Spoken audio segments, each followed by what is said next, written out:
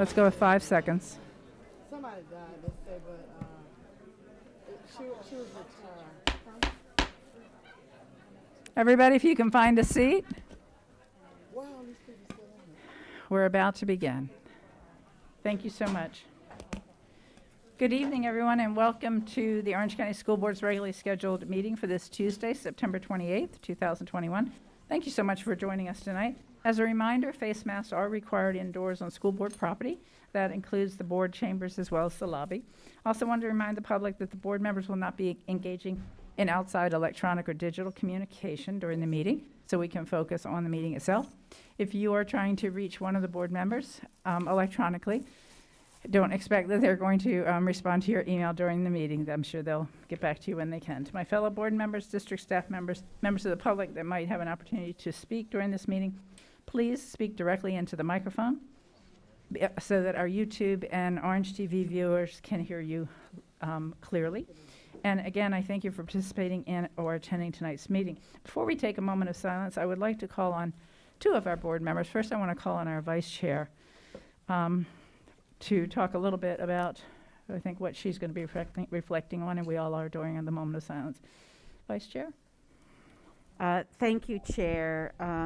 It is with a very sad heart that I talk about a student who was lost, and I'm not going to release her name because I'm not sure that it has been, but she was a high school student, and I want to hold her in our hearts, in our prayers, in our thoughts, and especially her family, those that are left behind by a loss like that, especially of a child.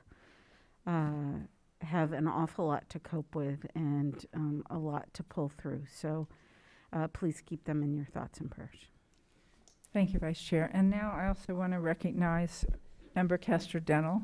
She's going to lead us both in the moment of silence and Pledge of Allegiance, and unfortunately she has some sad news to share with us as well. Thank you, Madam Chair. And we also lost a member of our OCPS family recently. The Princeton Elementary School family is deeply saddened by the recent death of the school's attendance clerk, Luana Bell Herndon. And Mrs. Herndon started working at Princeton at age 18. Known widely as Sweet Lou or Lou Bell by those who loved her, she was a welcoming presence in the College Park community and a smiling face for Princeton's children and families for over 30 years. Mrs. Herndon was an original Panther, as well as her son Ryan Bell. Both mother and son fell into the famous saying, once a Panther, always a Panther. And after attending Princeton many years later, Mr. Bell also worked at Princeton and presently works at Edgewater High School. Princeton Elementary School members said Mrs. Herndon was always the first person new teachers met when coming to the school, and she left a lasting impression on each of them. From helping her heal boo-boos in the clinic to supporting with registration or welcoming visitors, she loved being able to support the school students, families, and staff. Many parents and teachers remember going to her when they were sent to the clinic as children. She truly built a legacy at the school.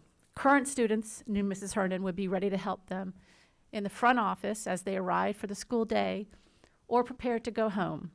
She was usually the first person staff saw when arriving and the last person they saw when leaving for the day. Mrs. Herndon will be remembered as helpful, vibrant, and funny, with an infectious laugh that was contagious and lit up the room. The entire Princeton community will miss this amazing woman who dedicated her whole career in support of the school's students, staff, and families. Though Luana Herndon will be missed, she will not be forgotten and will always be an important part of the Princeton family. Please rise for a moment of silence.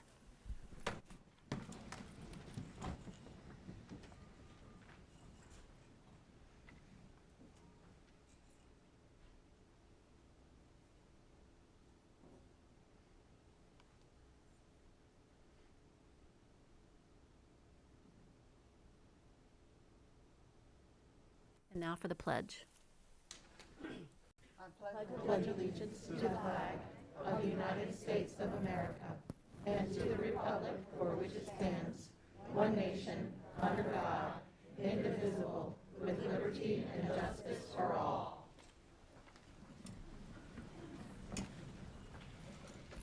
All right, we have several recognitions today. I wanted to begin with a recognition of the president of OSPA, one of our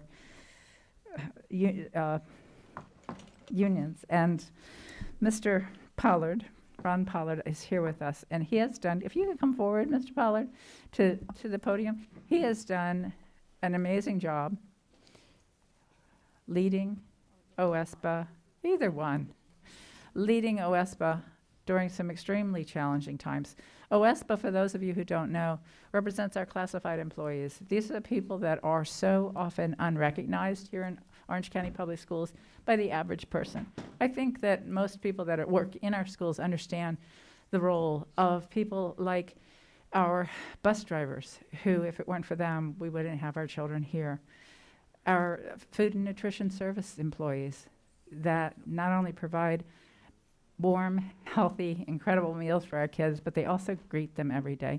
We have so many hardworking employees, and it is always a struggle for us because of the funding that we have from the state to pay employees what they need and what they deserve. And so as we work through negotiations, I wanted to recognize Mr. Pollard and let him share a little bit of news with us in terms of where his membership stands today, if you're willing to, Mr. Pollard. Okay, Ron Pollard, 1869 Emerald Cove Boulevard, Apopka, Florida, president of OSPA. Before I begin, though, my heart goes out to the family of Ms. Herndon. A little bit of history. Her husband, Bill, was actually a big part of OSPA for years. He was a UNICEF director, from my understanding, before my time. But when I went out to Princeton Elementary one summer, she grabbed her son and brought her son over, like, this is Mr. Pollard, he's OSPA, and it was humbling.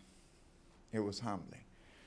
What I want to say, though, on behalf of the classified employees, I want to thank you all for the efforts made to try to compensate non-instructional, what we call ESPs, somewhat.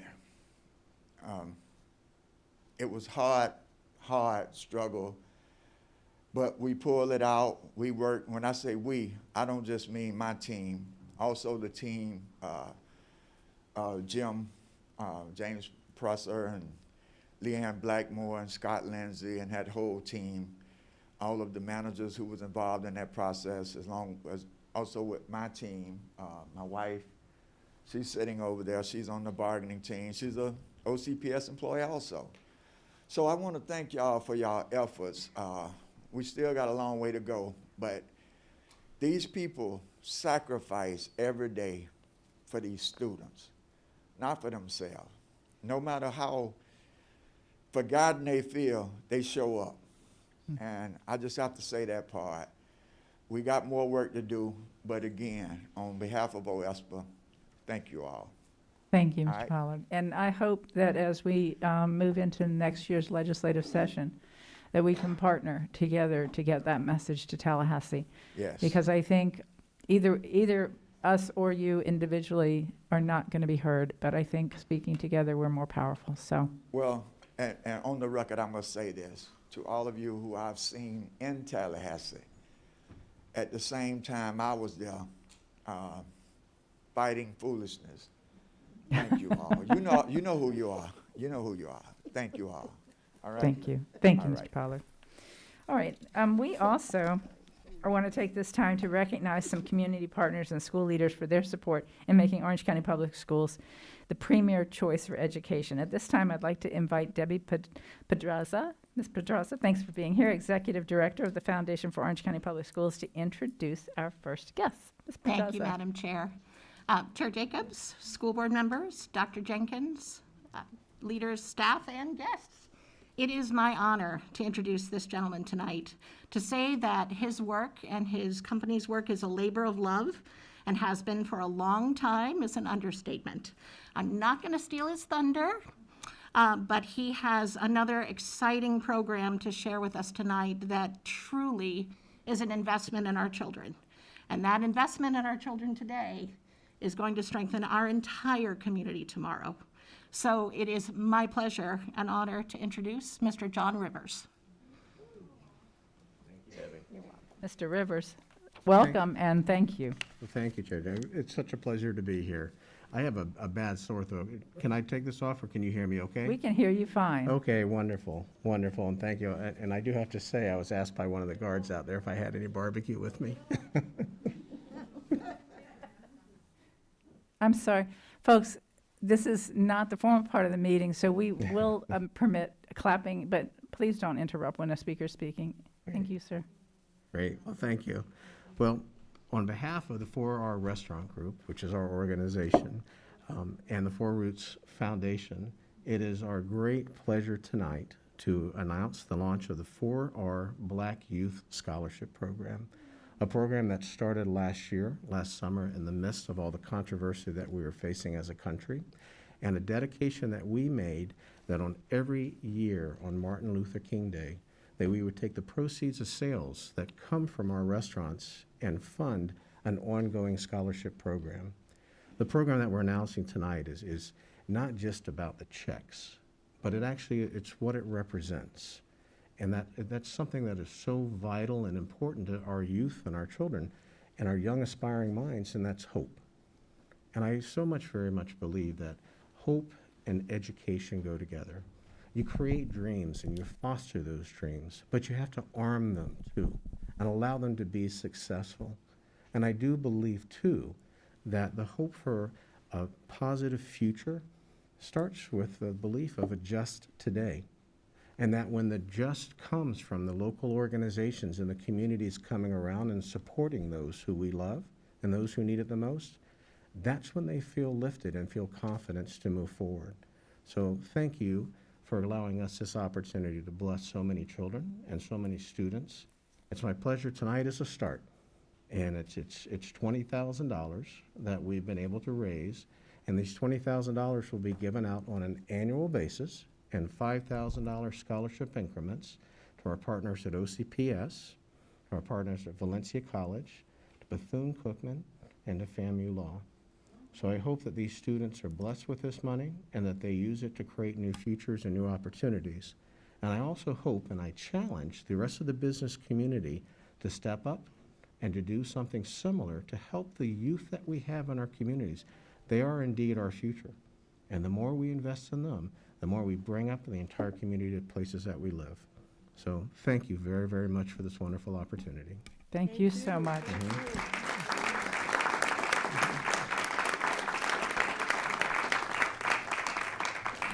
And let me now recognize Vice Chair Gould for some comments. Mr. Rivers, thank you again. Let's see, I think I can think of at least 6 agains as an OCPS Foundation board member for the contributions and partnerships through our FFA program, through our CTE and creating pathways for education, through your generous giving, through your constant partnership with school-based programs, and now for this. So thank you for all that you do for our students, for our community, and really creating opportunity every single day for people all over Central Florida. So thank you. And Dr. Jenkins. Thank you, Madam Chair. I wouldn't let an opportunity pass without thanking my good friend John Rivers for the wonderful contribution to students here in Central Florida. Not only that, but for so many other things that he has done for OCPS and for our children and for the community. Last summer, as we were going through terrible times for families that were not able to come to school for their free and reduced lunches, he stepped up and did a phenomenal job. And he doesn't want me to go through all of those details. Just suffice it to say, he's been a tremendous partner and a friend to the needy throughout our community. So I want to thank you from the bottom of my heart. And stay tuned. There'll be more to come regarding a special project that we call The Farm that will be closely connected with Orange County Public Schools as well. So excited. Thank you, my friend. Thank you, Dr. Jenkins.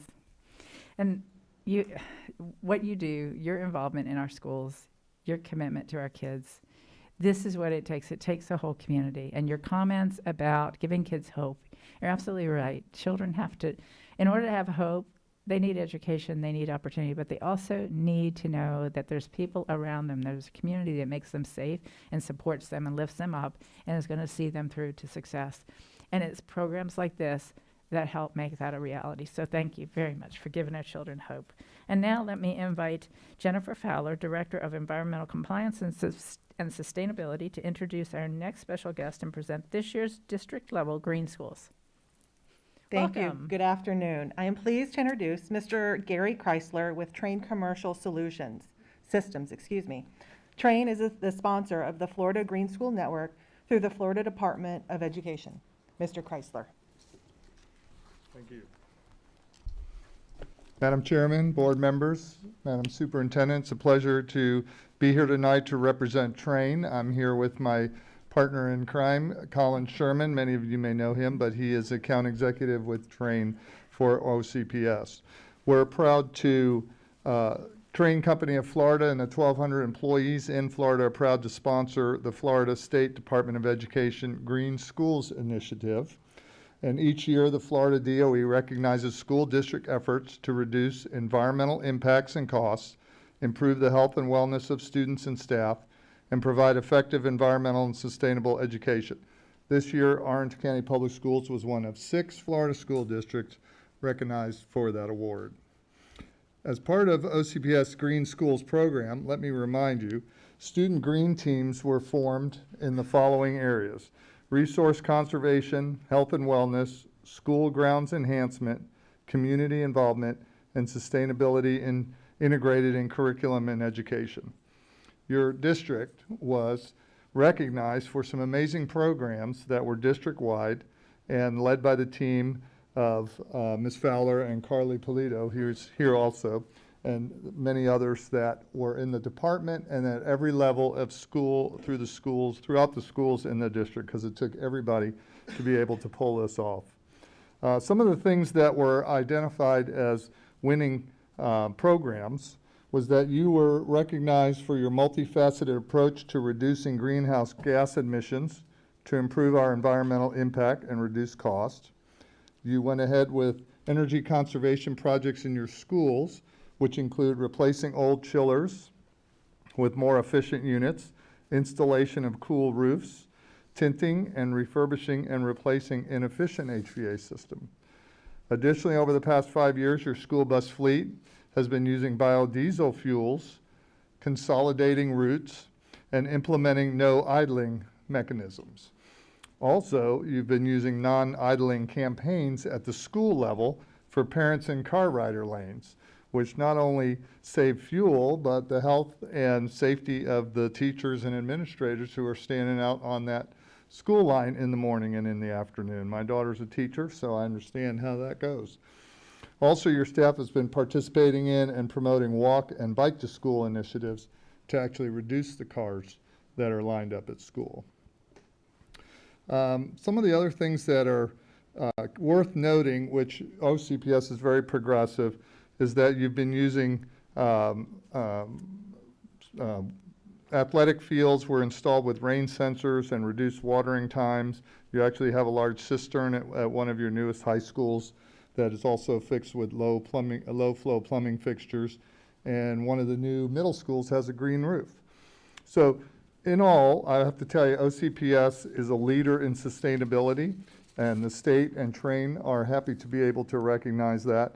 And really, to the taxpayers and the parents, one of the things that is really worth noticing is that over the last 5 years, OCPS has saved over $250 million in energy and waste-related costs, and have reduced water usage by the tune of 2.25 million gallons, and achieved a 65% recycle rate, saving hundreds of thousands of dollars in trash handling.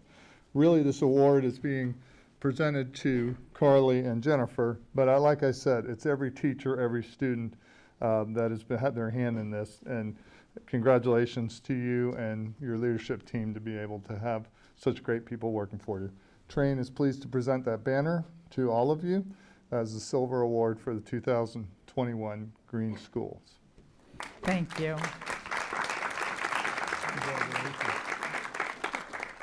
And if we can hear from Member Kester-Denel briefly, and then we'll come back to you, Ms. Fowler. Briefly, okay. Thank you, Madam Chair. Oh, I'm sorry. As long as you want, you can talk. I'm kidding. I want to thank Gary Chrysler and Train for recognizing all the work that our teachers and our principals and our students and even our family members are putting forward to reach these goals. I see it with what Jennifer Fowler does at the end of the year, Green School Awards program, and they were amazing, all the things that they're doing. I mean, from the curriculum that's implemented to the school gardens, the recycling programs. I mean, the kids are actually doing the sustainability. They're not just learning about it, but they're doing it. And even our facilities department needs to be recognized also for their efforts to make our buildings more efficient, and they're putting in more LED lights. They're doing so many things to upgrade, and I'm really pleased to see this, and I hope that we can encourage more schools to participate, and I'm happy to help in any way I can. Before we go back to Ms. Fowler, let me, Mr. Chrystal, thank you so much for recognizing our Orange County Public Schools as the 8th largest district in the nation. We have a big impact. We can have a good impact or we can have a bad impact. And we appreciate being recognized for being on the right track. We have a long way to go, but being leaders in this field is something that is important to every single member of this board. So I also wanted to thank our board members for being so environmentally conscientious about this and helping to drive this issue, as well as our superintendent and her administration. So we're all in this together, and we want to make sure that our children also learn what they need to do to preserve their planet, and that's a big part of it. Ms. Fowler, back to you. Thank you. Next, I'm excited to recognize the top 3 award winners of this past school year's annual Green Schools Recognition Program. The Green Schools program had to make some adjustments this past year.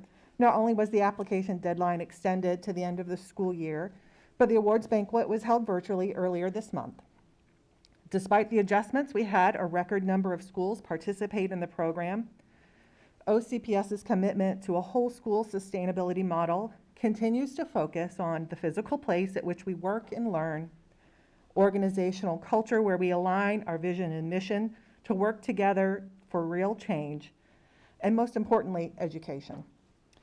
From all of the applications, there were 3 that stood out to our community partner judges. Let me take a moment to acknowledge and highlight some of their efforts and achievements.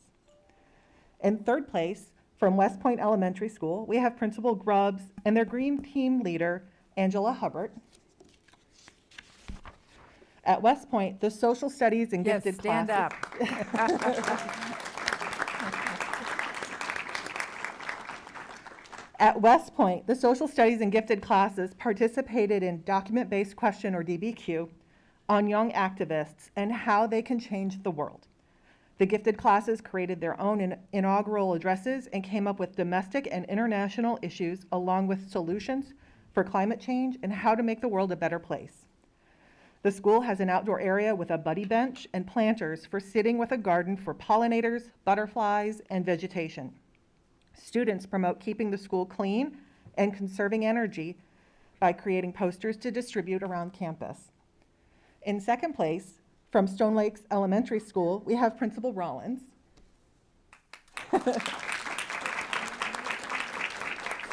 At Stone Lakes, all students in all grades participated in classroom planting and experimenting with seeds and plants. Everything from plant growth to plant adaptation to pollination and trait variants and artificial selection was covered. The school-wide fundraiser raised $15,000 for their agricultural program.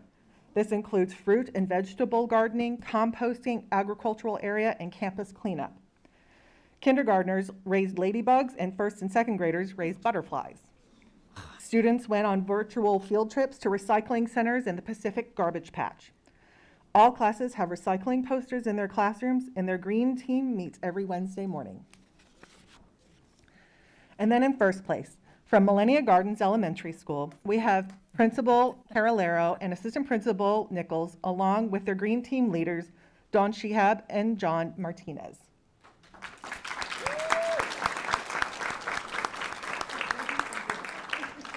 At Millennia Gardens, there is an Everglades-themed play area built by students that tells the story of a water drop that travels from Orlando through Lake Okeechobee, through the Everglades, and ends up in Florida Bay. They use vegetation that is found in those habitats and pictures from the students' camping trip in the Everglades. The teachers have developed curriculum for each grade level for this play area. In addition, they have a butterfly garden that is also a Pulse memorial in which they used recycled tires as planters.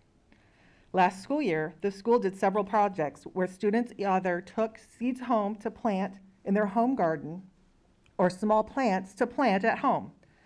The small plants were started in classroom gardens. There are 3 different classrooms in the school with growing stations. Laura Betts from the Clio Institute came to visit and told the students the letters they wrote to Orlando Mayor Buddy Dyer were the key to having the mayor and the city council declare a climate emergency.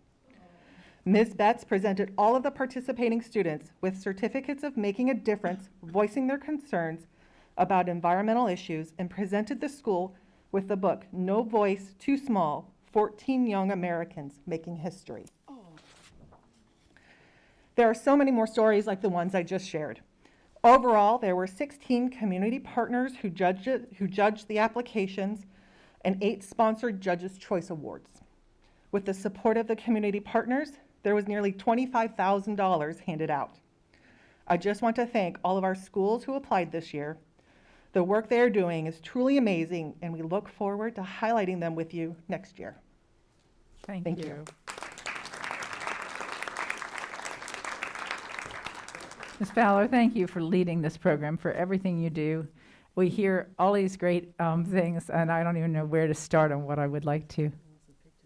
You want pictures? Oh, yeah, would you come over there and get a picture? Yes, all the school winners? Yes? That would be great. Come on up. I want to know how you grow beetles, or not grow, ladybugs. They're so incredibly, I love butterflies, but ladybugs are so valuable. I knew when I heard. So are butterflies.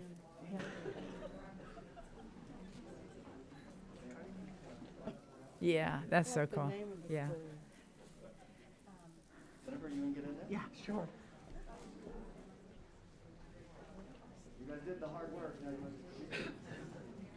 Well, I'm going to visit the professors I can see when I get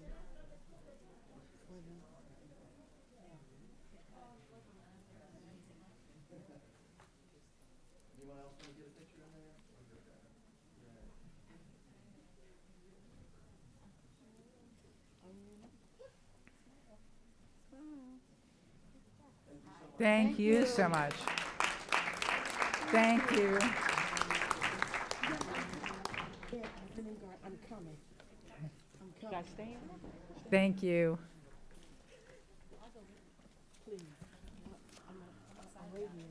All right, we have a number of proclamations that we are recognizing. The first is proclaiming October 2021 as Breast Cancer Awareness Month in Orange County Public Schools. We are proclaiming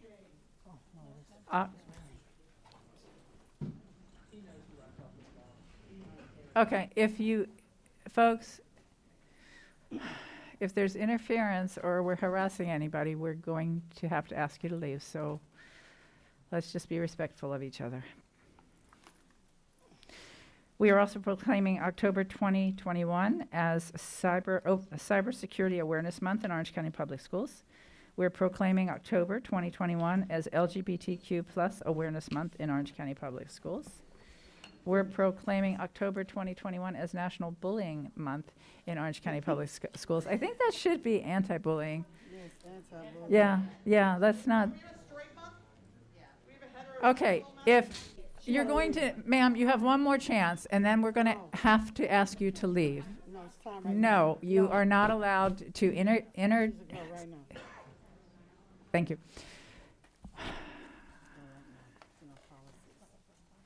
Not yet, Officer Commander. If we hear one more interference from this member, we will ask her to leave. We're also going to proclaim October 2021 as National Principals Month in Orange County Public Schools. And I'd like to ask Matt Turner, President of the Orange County Association of School Administrators and Principal of West Orange High School, to come forward to read the proclamation. Mr. Turner, welcome, sir. Hello. Hello. Good evening. Good evening. Madam Chair, board members, Dr. Jenkins, thank you for having me. So let me preface, right? I've been to Please. many board meetings and you've seen me wear a tie, Yes, so I sir. do have many. But today is Spirit Week at West Orange High School, and I'm all in. So it's Yes. pajama day, and the kids said, "You will wear pajamas," and I said, "Yes, I will." And so I decided to come in my pajamas.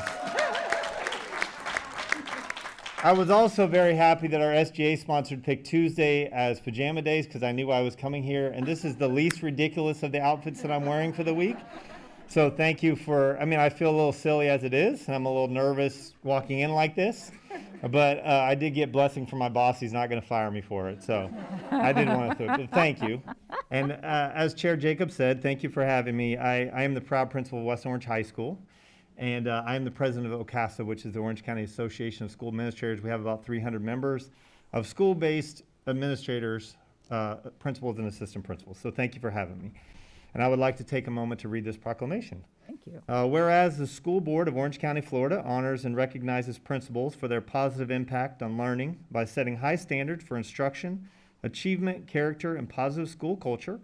And whereas OCPS principals are responsible for the daily operation of their schools, which includes supporting and overseeing the effective implementation of academic and social and emotional learning, building meaningful relationships with students, families, teachers, community partners, and others, and fostering a student-centered school culture. And whereas principals serve as the educational leader of their schools, demonstrating knowledge of effective instructional strategies and providing for the learning and developmental needs of students, teachers, and staff. And whereas principals work diligently to create a positive school climate that is inviting to students, families, and the community, and provide a safe and supportive environment where students, teachers, and staff learn, grow, and achieve. Now, therefore, be it resolved, the School Board of Orange County, Florida does hereby proclaim October 2021 as National Principals Month in Orange County Public Schools and encourages local citizens to honor and recognize the contributions of school principals who ensure every student has a promising and successful future. Thank you. Thank you, Mr. Turner.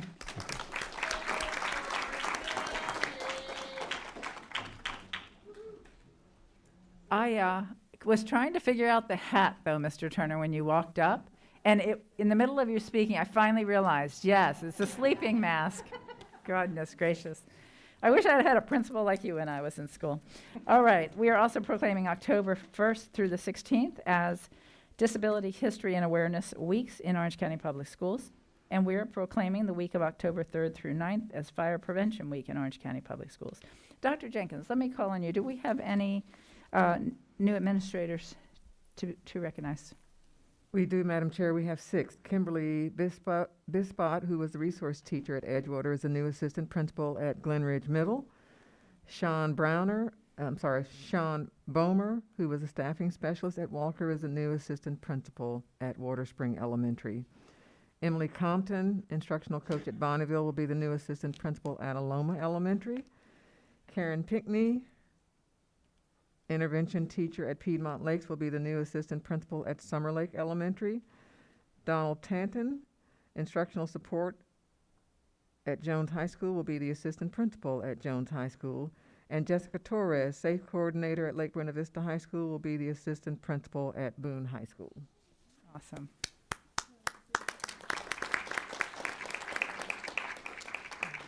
And next, Dr. Principal Jenkins. Oh, I'm trying. I was going to try this. It didn't work out. Superintendent Jenkins. I should not try to change. We have a strategic plan update, I believe, for the board. Is that correct? Yes. I'm looking for my, Oh, there she there we is. go. Good afternoon. Good afternoon, Dr. Vasquez. We are pleased to present an update on ESSER funds that have been expended to date, as well as update you on the process that we have been following regarding those funds. The elementary and secondary school emergency relief funds, better known as ESSER, are intended to help states and school districts safely reopen schools, measure and effectively address significant learning loss, and take other actions to mitigate the impact of COVID-19 on students and families who depend on our K-12 schools. Nationally, for SR1, funds included approximately $13 billion. SR2 funds included approximately $54 billion, and SR3 around $123 billion. OCPS received $55,446,694 from SR1. For SR2, OCPS will receive a total of $244,651,865. For SR3, the initial estimate is around $561 million. The most recent information from the Florida Department of Education indicates that we may receive slightly less, and we will update you as those dollars are made available. Each district superintendent signed and agreed to comply with 6 assurances for the allowance of ESSER expenditures. The first assurance outlines 15 allowable activities under the ESSER application. I will highlight a few of them. Coordinating efforts to improve responses to the coronavirus. Activities to address the unique needs of students, including outreach to our most fragile students, including students who come from low-income families, students with disabilities, second language learners, students who are homeless, and students who are in foster care. Training and development of staff on sanitation and minimizing the spread of infectious diseases. Purchasing supplies to sanitize and clean facilities. Purchasing educational technology.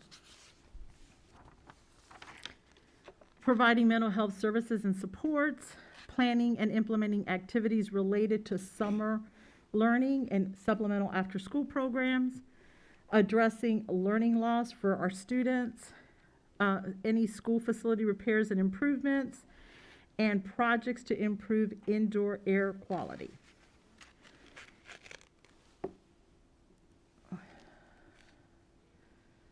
In the second assurance, we are in agreement that subsidizing or offsetting executive salaries and benefits of individuals who are not employees of the district, or any expenditures that are related to state or local teacher associations, are not allowable. Assurance number 3 guarantees that we will provide ESSER funding to our charter schools within our district. Under assurance number 4, we agree to continue to compensate our employees and contractors during any period of disruption or closure related to COVID-19. It also states that SR2 funds generally will not be used for bonuses, merit pay, or similar expenditures unless related to disruptions or closures resulting from COVID-19. Assurance number 5 states that we will comply with all reporting requirements and submit required reports to the Florida Department of Education, and that we would be prepared to provide detailed accounting of the use of the funds, including how we are using these funds to measure and address learning loss of our students. In the final assurance, we agree to cooperate with any review of records related to ESSER expenditures. I will now turn it over to Mrs. Kim Gilbert, who will review SR1 and SR2 expenditures and balances. We're currently awaiting the release of SR2 funds.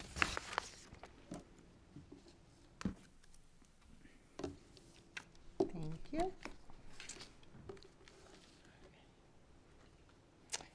SR1 expenditures. SR1 funds are available for the spend period of through September 30 of 2022. The beginning allocation was $55,446,694.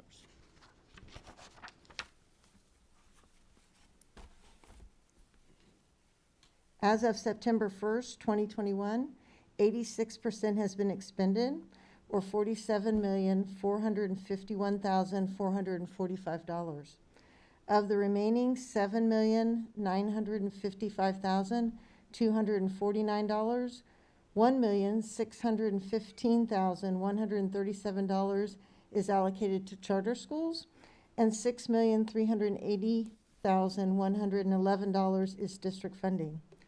All remaining funds will be expended by September of 2022 for custodial temp labor due to labor shortages, HVAC filters, water filters, and after-school interventions for our non-Title I schools. The district indirect cost of 5% is a negotiated rate with the Florida Department of Education that allows all school districts to draw funds on federal funding.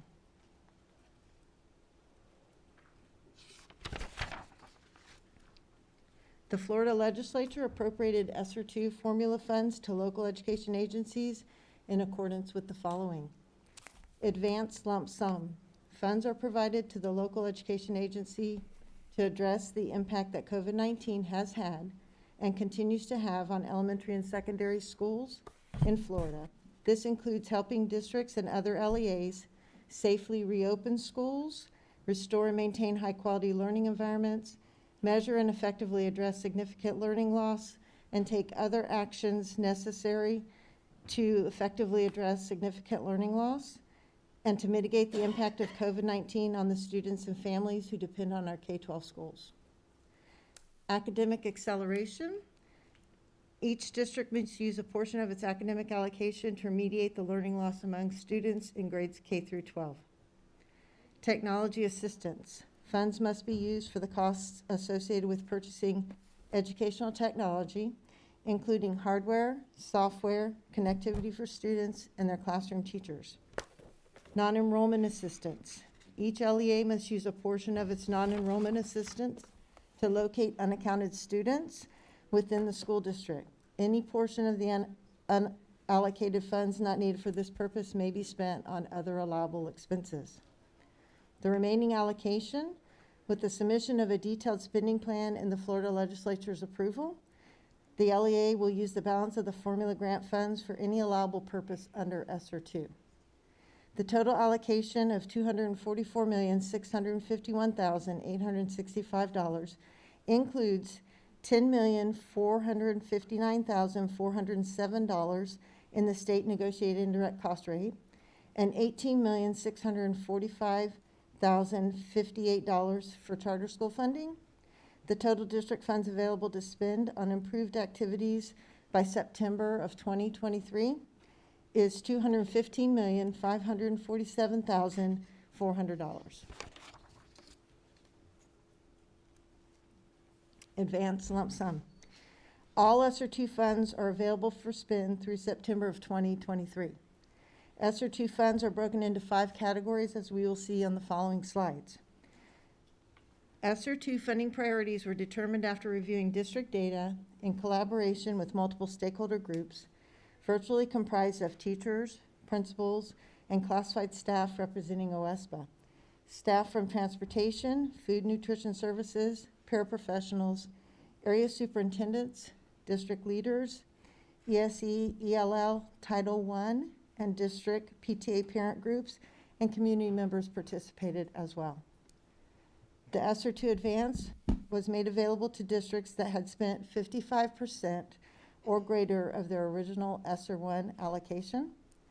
COVID-19 has had and continues to have a negative influence, so the funding is to address the impact that it has on our elementary and secondary schools in Florida.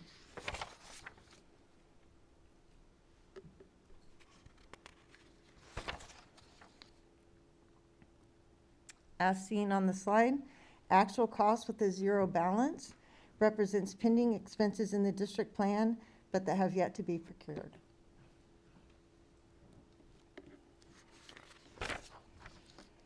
The district is currently spending on a conditional release of funds, awaiting final state approval of our application. Total advanced lump sum funds available to the district, $104,333,615.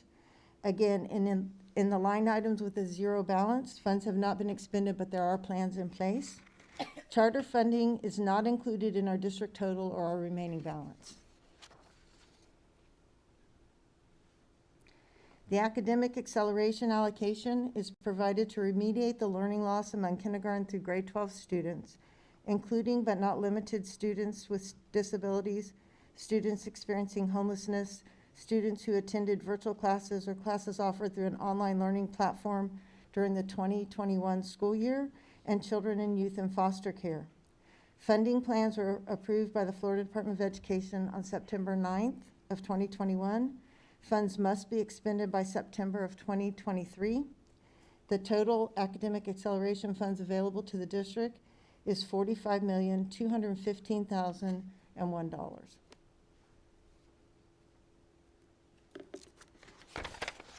The technology assistance allocation is for costs associated with purchasing educational technology, including hardware, software, connectivity for students and their classroom teachers. Indirect costs are not an allowable expense for equipment.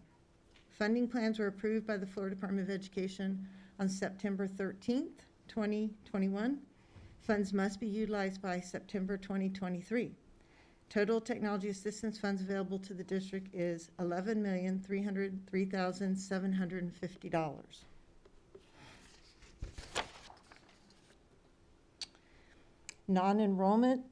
Non-enrollment students are defined as students enrolled in the 1920 school year, but not counted on the October 2020 or February 2021 FTE membership survey. The project will span across 2 years in collaboration with a multi-agency work group comprised of OCPS Law Enforcement, the State Attorney's Office, the Department of Children and Families, the Department of Juvenile Justice, and the Department of Health. School staff will locate students through Skyward, home visits, phone calls, emails, texts, letters, or any other method to ensure that students are enrolled in an academic setting. As of September 1st, 2021, OCPS has 1,074 students to locate.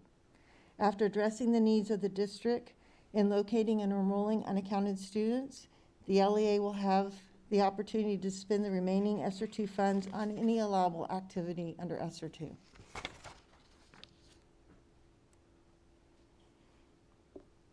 The district is currently awaiting the state approval of the application and the release of the non-enrollment funds. Total non-enrollment funds available to the district is $8,974,803. All funds must be utilized by September of 2023. The SR2 remaining balance are provided to the LEA to address the impact that COVID-19 has had and continues to have on elementary and secondary schools in Florida. The remaining allocation is provided for any allowable purpose under SR2. Staff costs were submitted for 2 years to be determined based on data and district needs.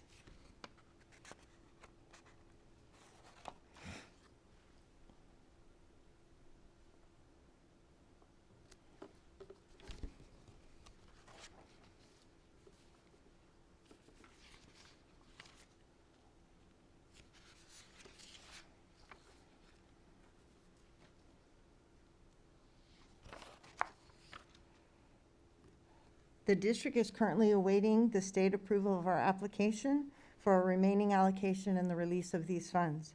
The total remaining allocation available to the district is $56,179,638.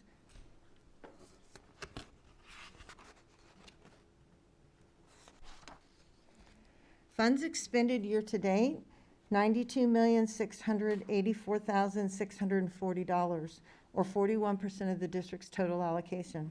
The remaining funds in SR2 are $133,322,166, and all funds will be expended by September of 2023.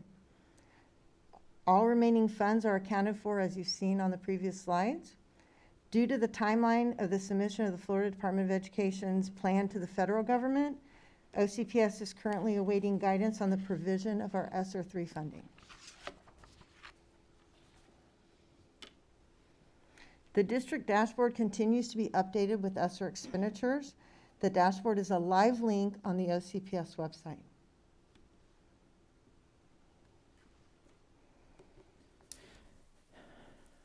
Dr. Jenkins.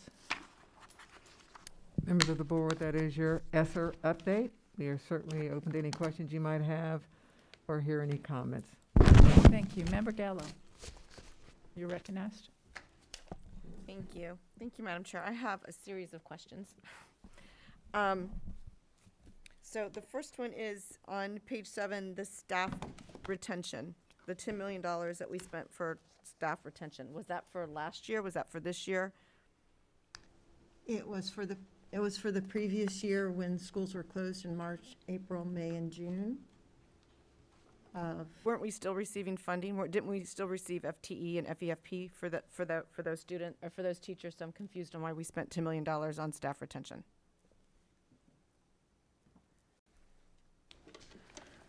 Yes, we did receive funding, but due to the fewer number of students, the funding would have been reduced, and we were able to maintain all the staff. Remember, some of those students went to private schools, some of them took advantage of the Florida Empowerment Scholarship, some of them went to OCPS. And so while we needed to shift the dollars for the students, we were able to maintain staff at schools even though the students weren't there.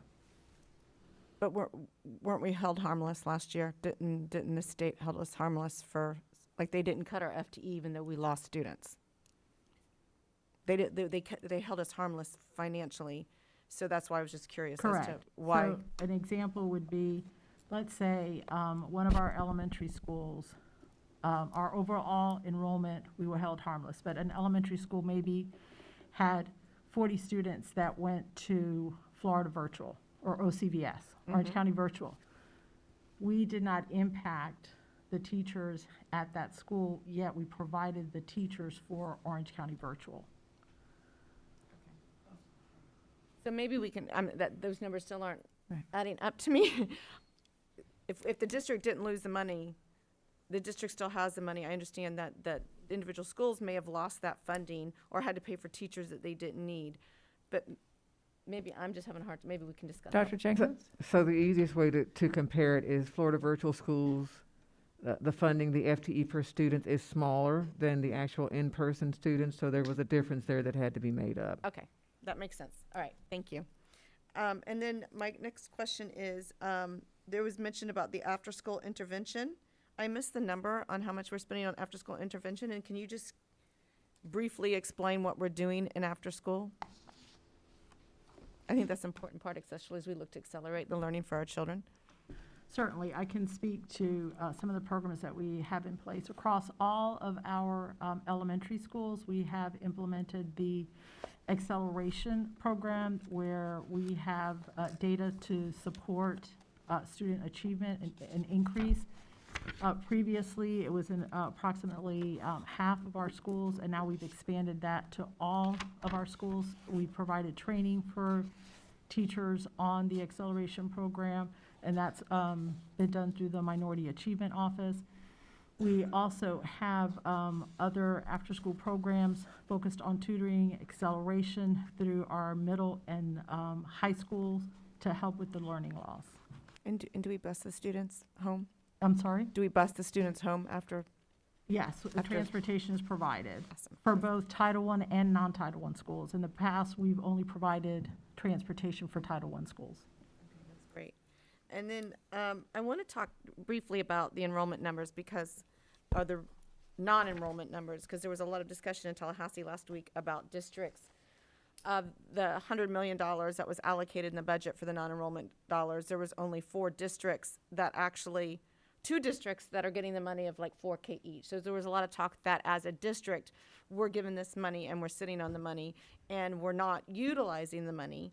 But I think as you just spoke, there's a process in order for us to obtain that money. So can you just briefly explain, especially for like the non-enrollment numbers, the process we had to go through? Because it's my understanding our application just got approved and we have yet to receive money.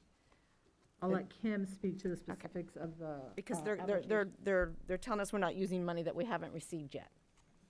So applications in all 5 areas was submitted on August 15th. We've only received the funding for the academic assistance and for the technology. The non-enrollment has not been approved by the state yet, nor has what they call the lump balance or the remaining balance. So the applications were submitted, they go through a review process, and part of the review process is they come back with questions or concerns that they might have about your budget. Currently, under non-enrollment, we did not have any questions or concerns. We did have to put a statement on the application that we would collect from every charter school their plan. And so we added that statement, and the application is currently under the review process. So out of the 5 buckets, we've only received dollars for 2 of the buckets. The Yes, rest ma'am. are still waiting approval of application, and we don't yet have those dollars. Yes, ma'am. I just want to make that clear, because there's a lot of misinformation out there that we're like, we've got these big safes full of dollars, and that we're just sitting on them, and that's not the case. You know, I think we have a lot of money coming to us as a district, and I think it's important to be transparent about the dollars, because it shows the value of this board on how we spend those dollars. It's also important to note that with any federal grant money, you draw down the money as you spend it. So even though we have $244 million, we can only draw each month as we spend it. So if it shows that we spent 41%, that's the amount that's actually been expended and drawn.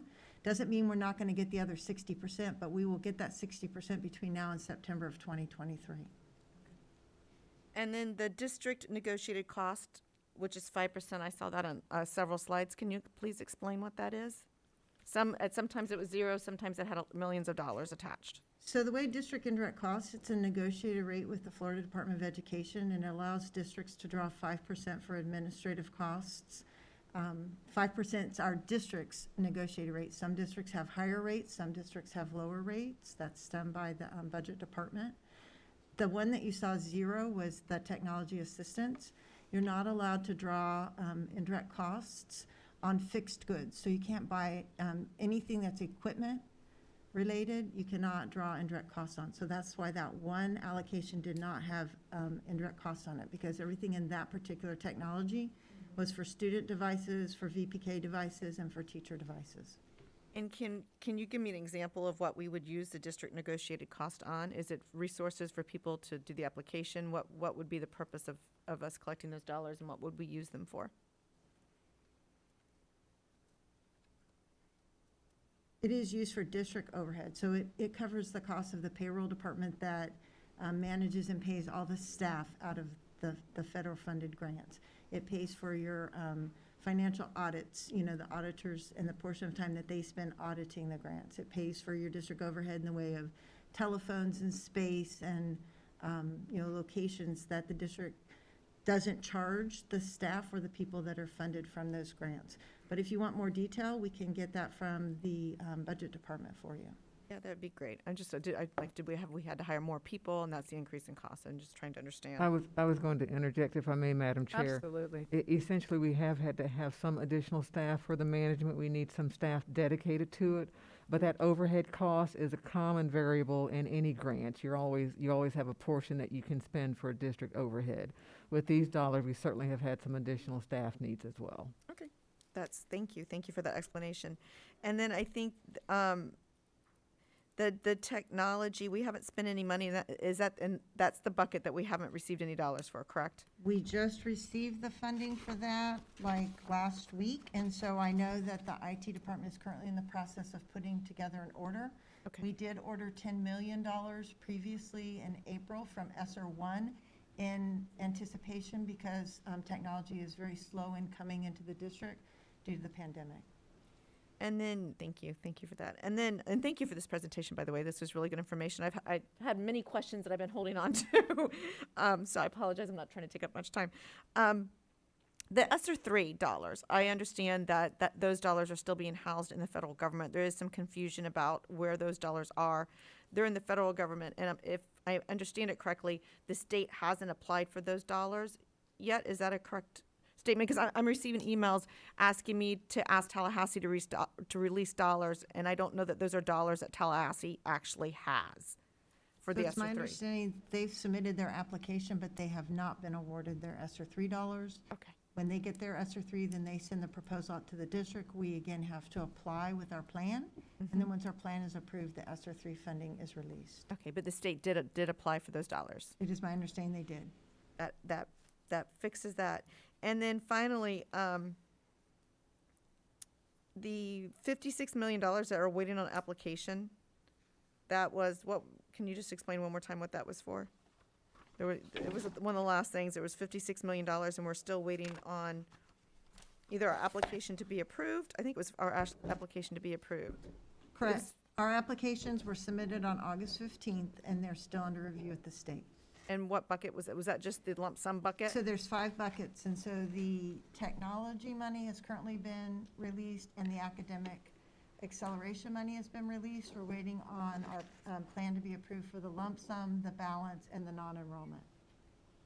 And then we'll have, and I guess this is probably for Dr. Jenkins, we'll have a plan in place on how to find those 1,074 students that we don't know where they are once we receive the dollars. Dr. Jenkins? We currently have a plan in place. We are not sitting, waiting idly. We're pursuing that plan even now. Thank you, Dr. Jenkins. That's wonderful. Member Gallo? Thank you. Thank you so much. No, thank you. Excellent questions. Member Felder?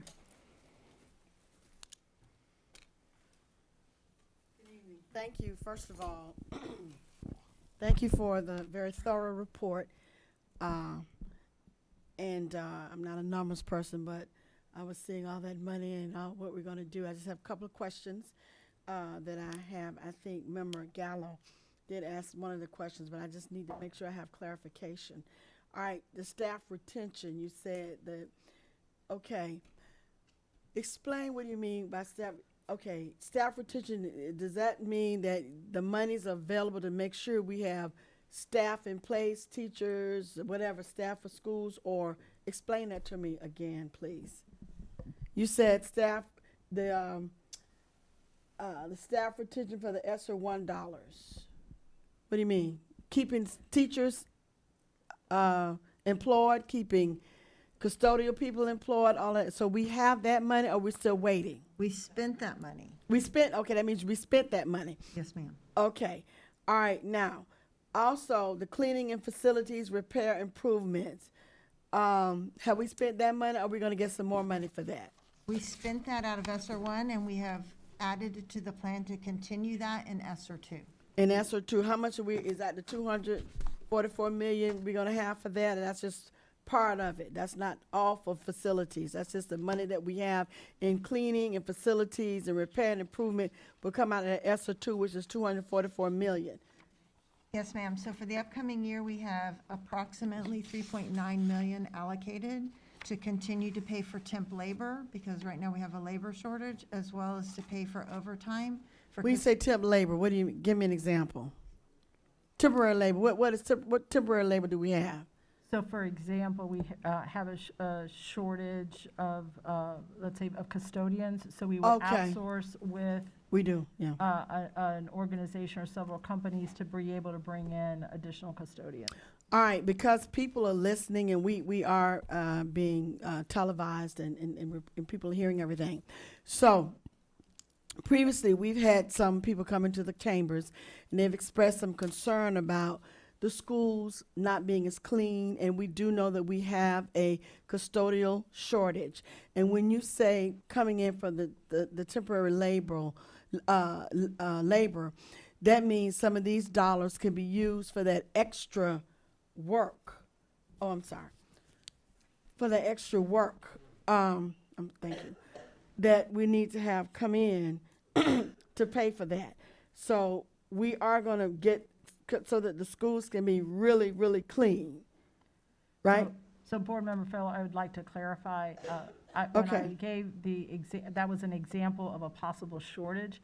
At the beginning of the school year, in order to prepare for the influx of students that were coming, custodial services did contract out with outside vendors to have additional custodians available to assist in the schools. So I can't speak that we currently have a shortage for custodians. I can say that we have contracted out to have additional custodial staff to be able to help with the additional cleaning since we have so many more students on our campuses. Yeah, and I said that because I'm very concerned to make sure, and as we all are, to make sure our schools are as clean as possible. And the last concern I have with the technology assistance, with the VPK, I'm excited that we are even interested and that we're doing at that level technology. And I think I understood correctly. If I didn't, help me out. That that's the bucket that we're waiting for. This is what we have allocated, but we haven't gotten that money yet to get the extra technology for the VPK. Am I correct? We don't have it yet. This is what we want to get it for. It's a refurbished, so many of the VPK units have iPads, but they're old and they're not able to connect in through our platforms. So we are buying new ones for every VPK student, ESE and regular ed. Yes, that's why I asked that question, because I do know that's been a concern with the VPK school that's in my district. And again, make sure I understand, the facilities money has already been spent, right? Are we gonna get some more, or you don't know? We don't know. Part of it's been spent, and yes, ma'am, we did allocate additional funds to continue that effort. So I need to wait, because you said you received the budget last week, which is 9/20, the week of 9/20, so we need to wait, or? We're currently in the process of ensuring that all facilities are clean with the staff needed. All right, again, the report was colorful, very thorough, and thank you so much for your time. Thank you. Thank you, Member Felder. Member Castrodino. Thank you, Madam Chair. I have a couple questions to go through. For the third pot of money, the third funding assurance, is there any concern that when it comes to the state, that the amount that we have calculated will be diminished in any way after this next legislative session? Do you want to answer? So we already have indication that it's going to be slightly lower amount of money than was originally calculated, but we have no other evidence that they are going to drastically cut back on the dollars. I believe they are awaiting approval from the federal government as to how much money they are going to be receiving based on their application, and then they'll be able to finalize the individual dollar amounts for each district. But at this point, we're not concerned that it's going to be a dramatic decrease in the dollars. Okay, that helps. I just know that there is discussion around whether the legislature will use those dollars to plug in holes in the state budget, and that is part of why there was a delay in applying for it. But so we'll watch those dollars and those amounts and carefully. Second, I see that you really allocated the dollars to really shoring up the infrastructures that we have in place. And it really points to the need that we have, a lot of deferred needs, it looks like. Is there any discussion about using the dollars to expand our community schools in the district, the number of community schools? Superintendent. Thank you, Madam Chair. Dr. Castrodino, that's an excellent question. There are a couple of issues at play when it comes to community schools. The greatest one is recurring costs. So I want to remind everyone, while these dollars look extremely generous, they have to be spent by September of '23, and so they should not be for extensive ongoing cost. Community schools are lobbying heavily to have an expansion of community schools at the state level so that it becomes a part of the infrastructure, and then we wouldn't have to worry about the dollars running out. If we invested heavily in community schools at this point with limited dollars, you would have to shut them down September of '23. So we're looking for some state funding to help us in that area. Certainly any expansion of services to our students that can be ongoing is something that we're very interested in. We're just nervous about these dollars trying to create something that won't last past 2 years. Okay, thank you. I know that there are sometimes the hurdles to creating those community partnership schools are the startup costs associated with it, and that once you get the partners involved, then there is a sustaining infrastructure. So I'm glad that there are it's part of the discussion. Absolutely, and you may recall, I don't think you were in the legislature at this time, but there were efforts similar to this years ago, and they basically evaporated. We had one at Evans High School, neighborhood community health centers, I believe they were called. Wonderful objective, and it just dwindled down and then eventually shut down because of the need for recurring funding. So we want to be extremely careful. It's a need that our community would certainly benefit from, so we'll keep an eye on it. Thank you. And just to make a plug for one of the high schools in my district, Evans High School is the model of the community partnership school. So anytime we can take advantage of that expertise and the model, we should. And then my final comment or question is about a process. If we don't already have it in place, is there or can we have a process that includes direct input on how the dollars are spent by our classroom teachers? So we did follow that process when we were made aware that we were going to be receiving these funds. We held several virtual events. School principals also took input from their teachers and funneled those requests and ideas to the district office. We had parent input. We met with OSPA. And so we had quite a large group of stakeholders giving input on ideas.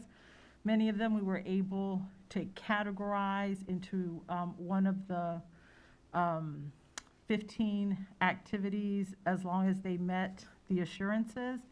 We also looked at research as it related to student learning loss and resources. We also looked to not replicate some things that we already had in place. Our plans are to, once we get the additional funding or dollars from SR3, to revisit the list that we have and then possibly have another opportunity for all of the stakeholders to give input once they see what we already have in place. All right, that's reassuring. I would just like to have some kind of direct teachers input. We did. Specifically, just teachers in a forum where they are able to discuss and really kind of brainstorm. So we did Okay. have that forum. In fact, the idea of having additional help to assist when the students came back and to address the learning loss is where we have those intervention Okay. teachers that we've been able to allocate. A lot of the resources that we were able to purchase also came from input from teachers, either resources that they thought were lacking or resources to address a specific need. So we did have an input from teachers directly in the classroom. all right, thank you. That's my last question. Thank you, Member Casterdato. Member Gould, Vice Chair Gould. Thank you. I know that we've spent ESSER dollars to improve our HVAC and our filtration system, and I know that we have reported on this multiple times. But if you could please, once again, give a short version overview of the improvements on our air quality and our air systems and that review, I would appreciate it. Dr. Jenkins? Thank you, Madam Chair. Member Gould, I am happy to report again. We had extensive research provided by consultants around what would be the best possible mitigation for air quality in our schools, and all of those MERV 13 and MERV 9 filters have been installed, and we have ESSER dollars that have paid for the initial installation and for the reinstallation because they have to be periodically replaced. That will come from ESSER dollars as well. So MERV 13 and MERV 9 filters, state-of-the-art, latest best practice is what we put in place in our schools. And very pleased that we had those resources to make it available. Anyone who has a concern about anything at their school can certainly make that concern known to their principal. While we may think we know what's best, we have to go with what the experts are telling us. In other words, if you want to know the scientific side of it, it has to do with how much air is turned over every hour. And we do that through our HVAC systems. That is very different. If you just shove all the windows up or try to open the windows, you actually hinder the turnover of air and the cleaning of the air in those rooms. And so we've got a pretty good handle on that. I feel pretty good about the process that we went through with outside consultants and the mitigations that we put in place. One of the other things that I don't think's been highlighted quite as much, but if you could also talk about this is, keeping our kids and our faculty and our staff hydrated was important. And I know there was conversion so that people could have water fill stations rather than water coolers.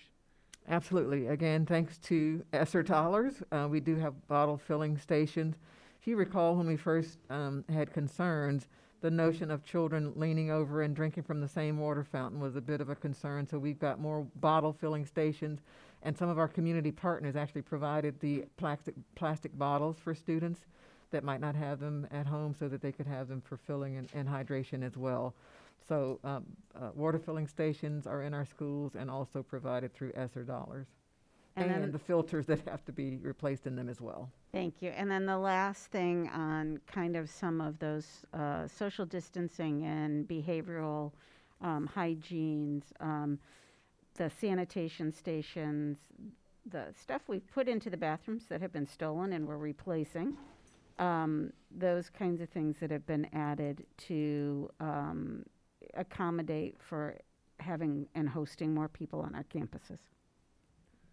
Absolutely. So Dr. Vasquez alluded to the need for additional custodial help because last year we had fewer students in place. More students in place. We have the same cleaning protocols in place. You may not see them out in the open as much because the students are occupying the space more now.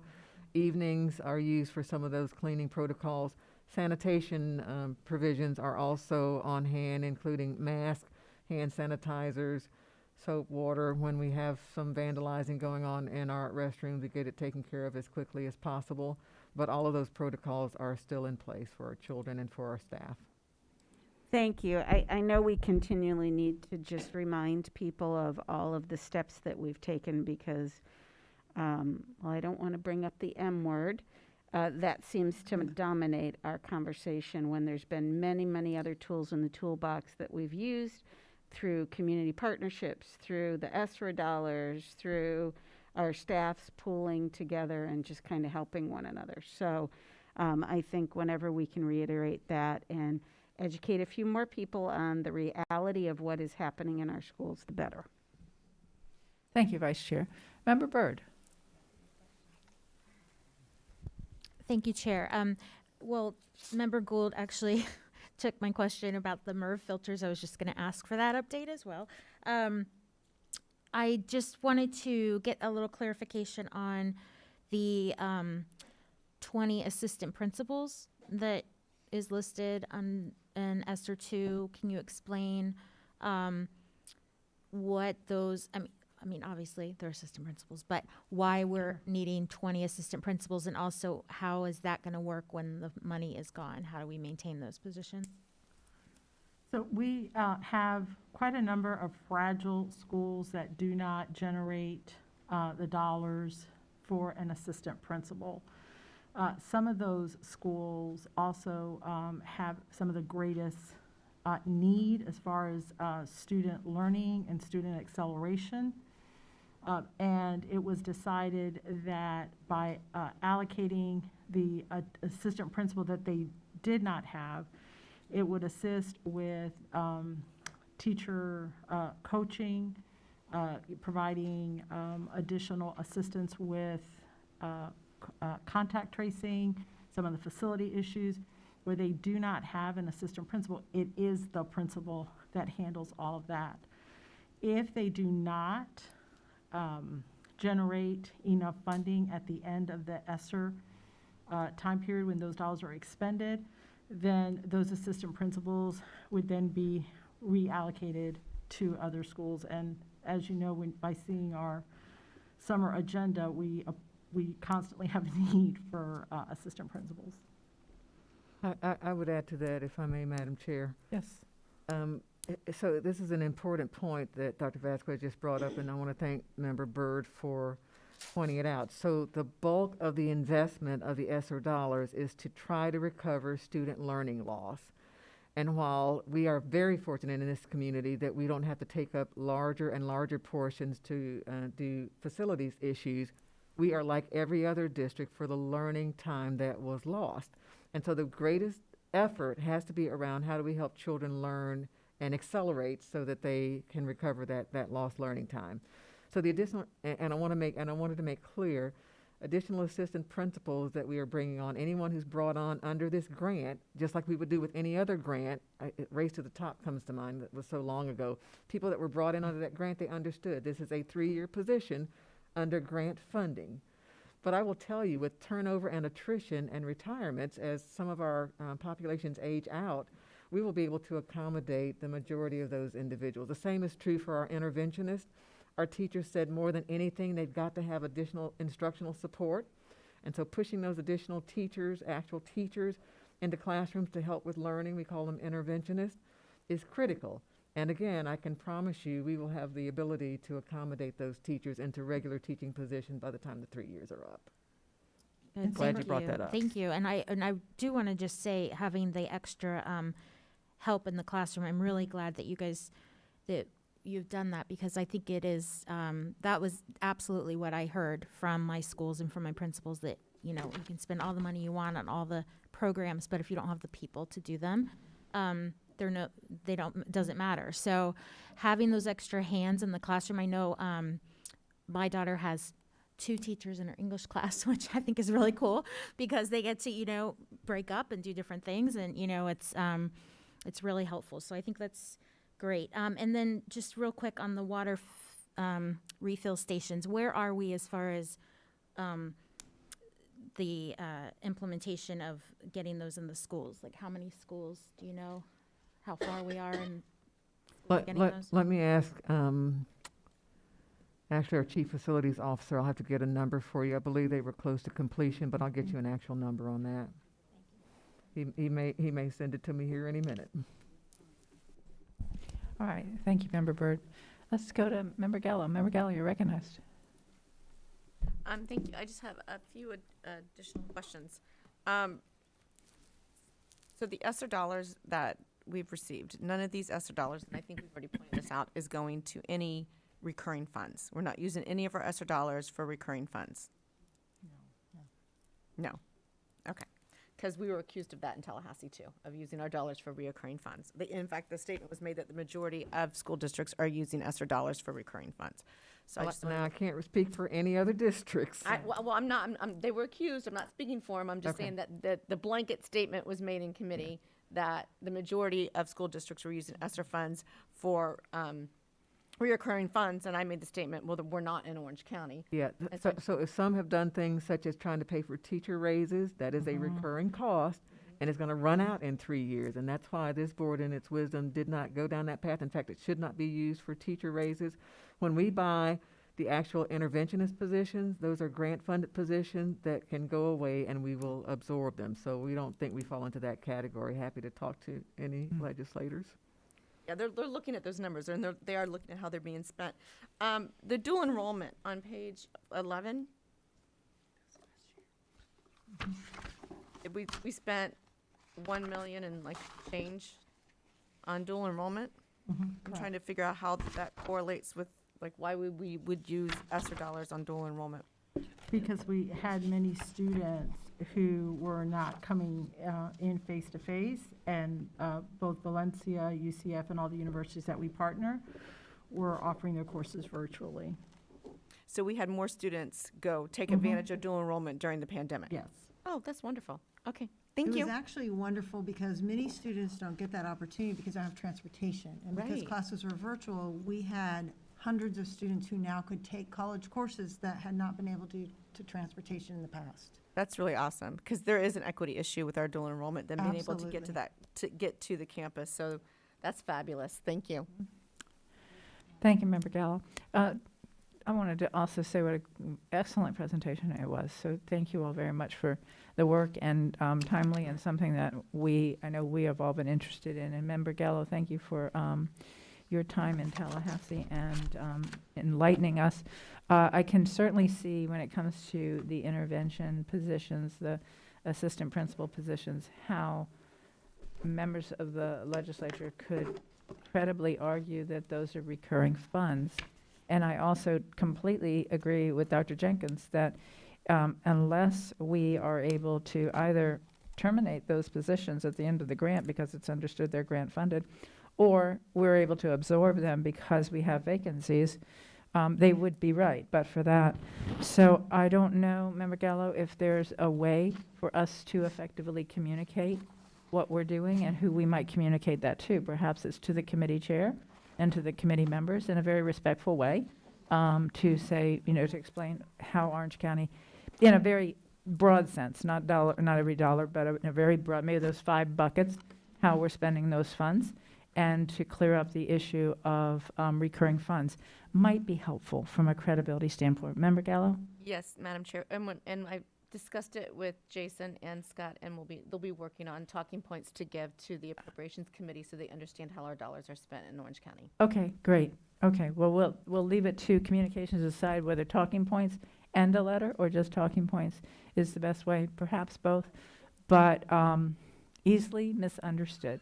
So, that was your phone, your watch.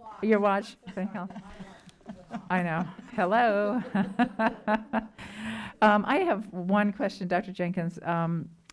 So I remember the report that they did on what was the best way to handle air filtration. Do those MERV filters, does that apply to our portables? The question came up during pre-agenda. Yes. So those are in our portables? Oh, I'm so glad to hear that. Oh, I'm so glad to hear that. I kind of thought that they probably weren't, and I wanted to just be a concern for the number of kids that we have in portables. I know, I believe you have also looked at any opportunities where we need to expand schools to get them to their prototype size, whether those funds would be appropriate. So just still would like to, that comment about the portables, I'd still like to try to see if there's a way to move some of those kids into permanent classrooms. But again, excellent presentation. I know I feel a lot better after hearing this. Also want to commend the board members for your questions, because your questions help to inform the rest of us as well. So thank you. Member Gallo, don't ever feel like you're asking too many questions or taking too much time. You're always, it's always educational for us. Thank you. We're going to move on. Thank you all so much. We're going to move on to the agenda. Dr. Jenkins, are there any changes to the agenda? Thank you, Madam Chair. There is one change to the agenda. It is from item 5.01, employee NG classified, moving to non-consent item 1702. All right, Chair finds cause to amend the agenda. Is there a motion to amend the agenda? Motion by Member Colbert. Is there a second? I second. Second by Member Castor-Denel. All in favor, please say aye. Aye. Any opposed? The motion carries unanimously. And that takes us to public hearing 3.01. None. We're not taking, why is that on here? 3.01? All right. In terms of the approval of the consent agenda, removing, of course, as we did, 5.01, is there a motion? Motion by Member Lopez, is there a second? A second. Second by Member Felder. All in favor, please say aye. Aye. Opposed? Motion carries unanimously. And then we'll move on to, do you want 501 at this point, Dr. Jenkins, or do you want to take up 1701? All right, non-consent items 1701, request approval of the resolution establishing the 2021 Orange County School Board Reapportionment Advisory Committee. Ms. Enval, you're recognized. Thank you, Madam Chair, members of the board. Section 1001.36 of Florida statutes provides that any district school board may make change that deems necessary in the boundaries of any district school board member residence area at any meeting of the district school board, provided that such changes shall be made in only an odd number of years. Based on the 2020 census population numbers, which are scheduled to be released on September 30th from the federal government, it's anticipated that your 7 representative districts for the Orange County School Board are no longer equally created to comply with the established legal principles regarding the distribution of population within the county. So the item before you is a resolution that creates the 2021 Orange County School Board Reapportionment Advisory Committee to recommend any necessary changes to the boundaries of the Orange County School Board districts based on the 2020 census. And you have done a great job of appointing your representatives. I will read them into the record for you if you would like, but the resolution as an overall provides just the highlights that are as follows: that the 2021 Orange County School Board Reapportionment Advisory Committee, hereinafter referred to as the committee, shall be created consisting of 17 appointees, 2 as appointed by each district school board member, and 3 by the countywide district school board chair. That the initial meeting, the committee will select a chair and a vice chair, establish the government procedures for the committee, and establish a tentative schedule for regular meetings. It's anticipated those meetings are going to happen on Wednesdays. There's going to be a total of 10 or 11. Your resolution specifically says a minimum of 10. What those are is 2 initial meetings that'll be held here at the RBELC, tentatively scheduled currently for October 6th and October 13th, and then every Wednesday thereafter in each of your districts, with a little bit of doubling up, with the anticipated, they will come back to the RBELC here to adopt their proposed maps for your review by December 9th, 8th, I think I put 8th or 9th, and then it'll come before you for approval on December 14th. So it is a super, super duper aggressive schedule. Usually we get the census data in the spring and we have the entire year to go through it, but because of COVID related, it's unprecedented that it has to be happening so quickly, and it can only happen in an odd number of years. So that reapportionment advisory committee is going to be doing a lot of good work between now and then. The resolution also has procedures for filing vacancies with the committee, and it is by December 9th. So if you'd like me to read, do you want me to read the members into the record for Please. you? All right. The nominees from the school board chair is Diego Woody Rodriguez, Sharon Warner, Alicia Gonzalez Bonowitz. District 1, board member Angie Gallo. Nominees are Joey Cadle and Tom Beard. District number 2, board member Johanna Lopez. Nominees are Soraya Smith and Sammy Hyman Marrero. District number 3, board member Linda Cobert. Nominees are Michael Daniels and Jim Doherty. District number 4, board member Pam Gould. Nominees are Krista Compton Carter and Sherrod Kelly. District number 5, board member Vicki Elaine Felder. Nominees are Cran Riley and Deborah Denise Settles.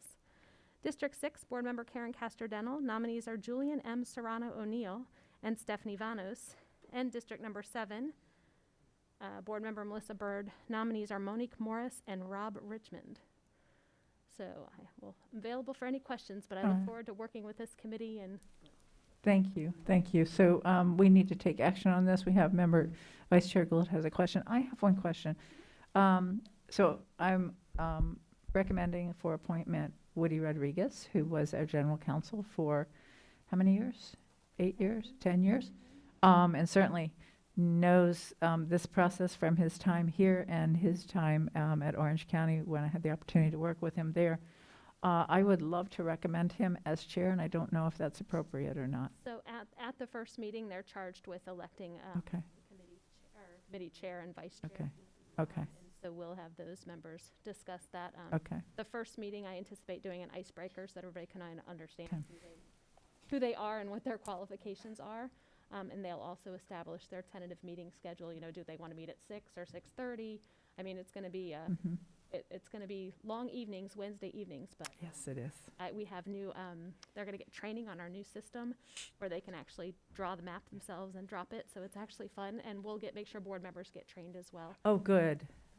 Yeah, I'm sorry. I've done redistricting before, and I've never actually gotten to work It the is. thing. It's We kind of just- fun. What it does is if you drop, you can like drag a line to like a road and you can let go. Yeah. And a box will pop up and tell you how many people are Super. in there. That's I it. will tell you our tentative numbers for reapportionment. Some districts are as low as minus 11% and some are as high as plus 13%.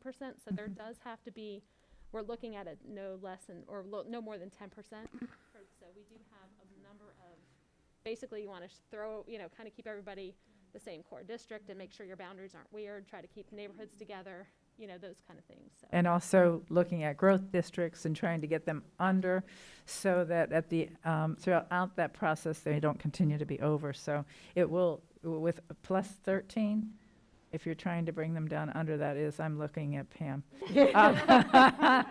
That is some shifting, some shifting. Let me recognize our vice chair now. So my question was, with the time frame that they finish and the time frame that we vote, where in the process do we do kind of more of a check-in on where things are, and how do we keep informed of that without ever interfering with it? Yeah, so my anticipation, we're going to have, the meetings are going to be recorded, so you can watch those.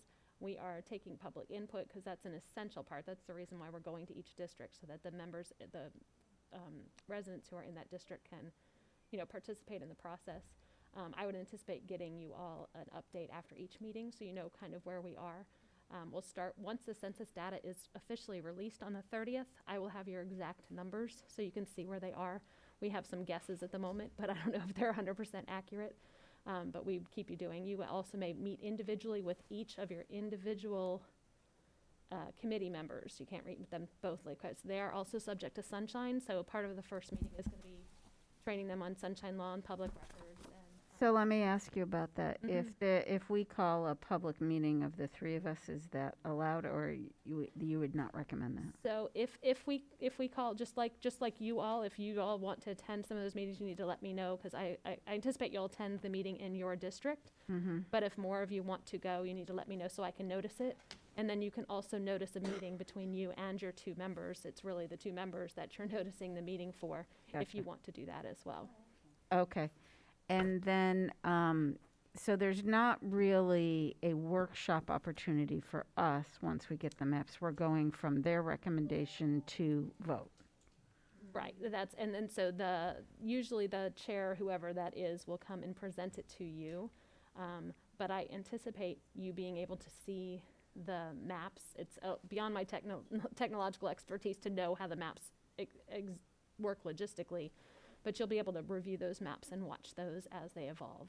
So what happens if, like, sometimes it does even when we're doing, school zonings, we get in here and we have an aha moment of something and we're not really ready to take that up that night? Can we change the maps there and vote on it, or is there another time period before that has to go back out to the public and come back? What's the rule on you this? ultimately have the approval, you have the ability to approve or reject their map recommendations. I think, is that what you're asking, or? Well, if we come to a consensus that line should move 2 miles that way on the night that we're going to take the vote, then we would schedule another meeting. We'd do another special meeting a couple days later to take a final vote on that, because we need to make sure we advertise those new changes. Okay, thank you very much. Clarification, you said this board can either accept or reject, and it may be different than at the county. We could also amend, and Yes. so it sounded like what you just answered was Yeah. we could amend. Okay, good. Yes, Just- but if you were going to vote on the amended, that makes sense. No. If you're going to vote on the amended one, we would have to and we're course. coming really close. The 14th is Yeah. a Tuesday, so we could then, if the board, if you all were not, wanted to make some amendments to it, we could then advertise for a special meeting that Friday. Yes, perfect, thank you. Okay. All right, Dr. Jenkins, 5.01. Wait, can we? I'm sorry. Oh, we need to vote, Yes, I'm please. sorry. Is there a motion to approve the resolution? So moved. Motion by Vice Chair, seconded I'll by second. Member Felder. Sorry, she's closer, it's a little louder. There was a second down there somewhere. Okay, it's okay. All in favor, please say aye. Aye. Opposed? Motion carries unanimously. 5.01, Dr. Jenkins. Thank you, I Madam do have Chair. a We've speaker actually card. moved to 1702 non-consent at the request of the employee for termination. As typical, this part would not be broadcast. Your Associate General Counsel, Deputy General Counsel, Mr. Palmerini, will walk you through the case.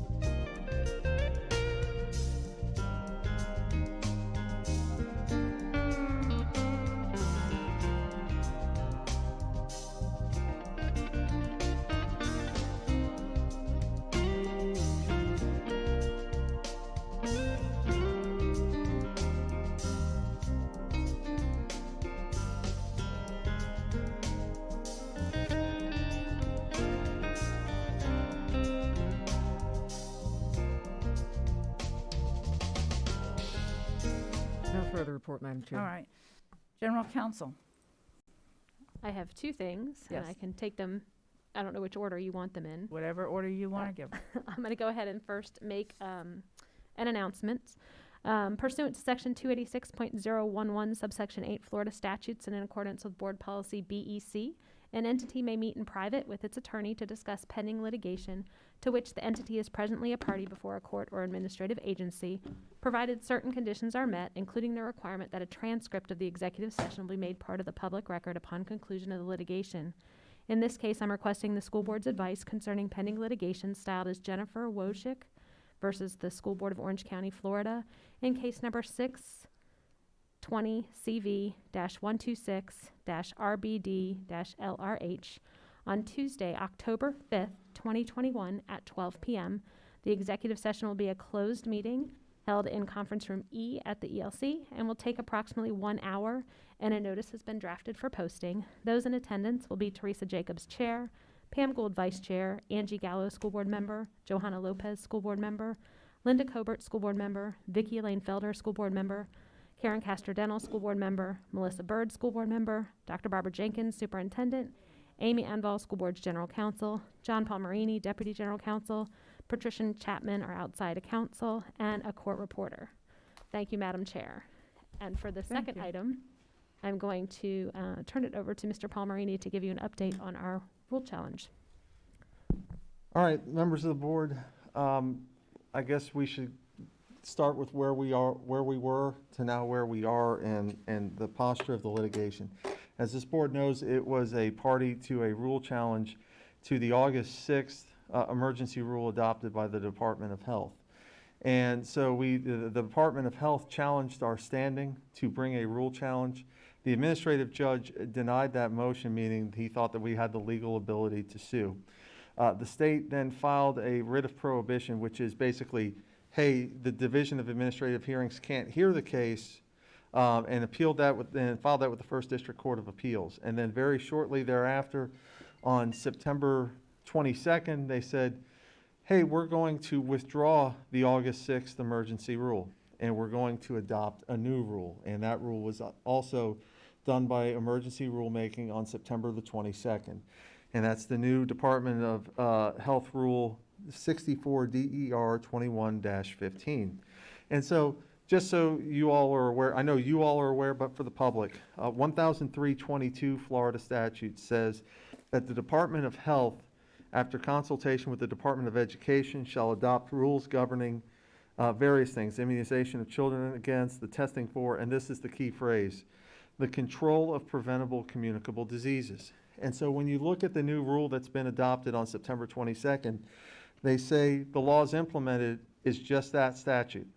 They don't refer to the Parents' Bill of Rights. They do it in the preamble. But when it says rulemaking authority, it says 1003-22 subsection 3, law implemented 1003-22 subsection 3. They do not say Parents' Bill of Rights. They don't say 1014-03, none of that. So it's just this statute that gives them the rulemaking authority.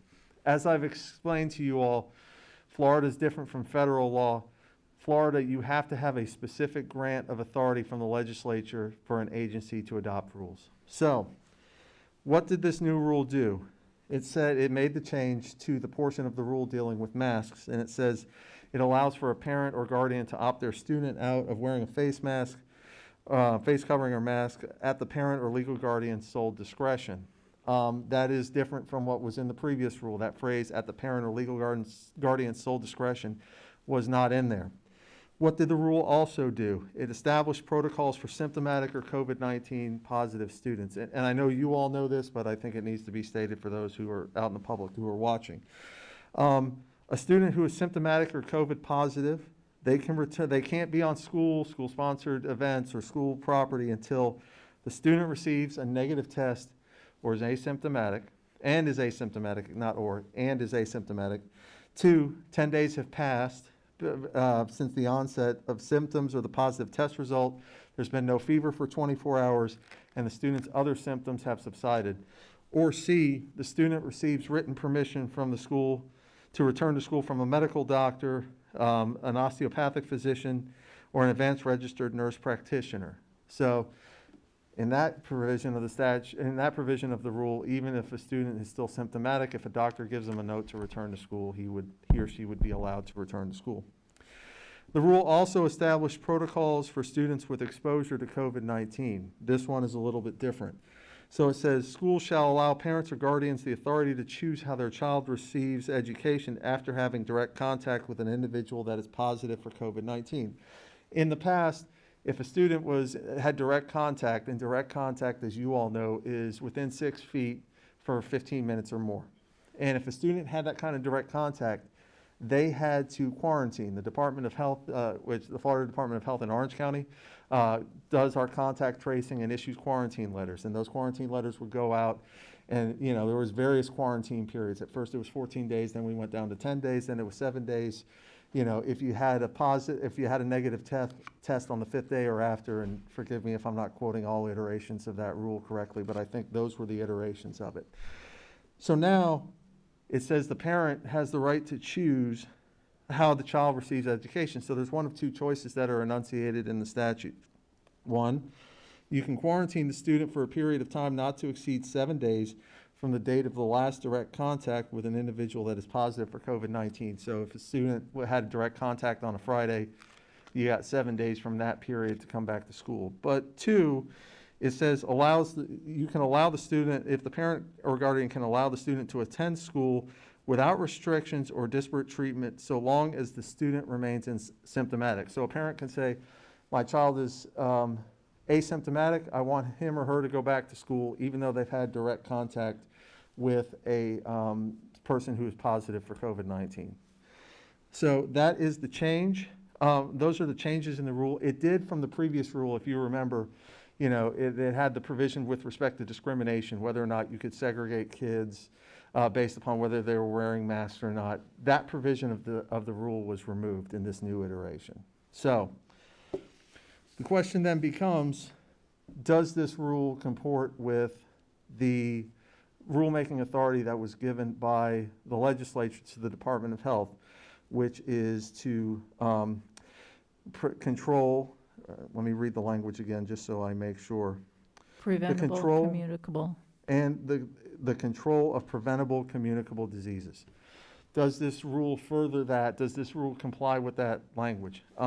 We think there are plausible bases upon which to challenge this new rule as a violation of the rulemaking authority given in the statute, because it all comes down to, does this rule help control the spread of communicable diseases? And we've seen since our mask mandate, we went through the numbers and looking to our response to the state last week, that since our mask mandate has gone into place, we have seen our numbers go down on the dashboard. That has occurred. We think that the masks are an effective way to control the spread of communicable diseases.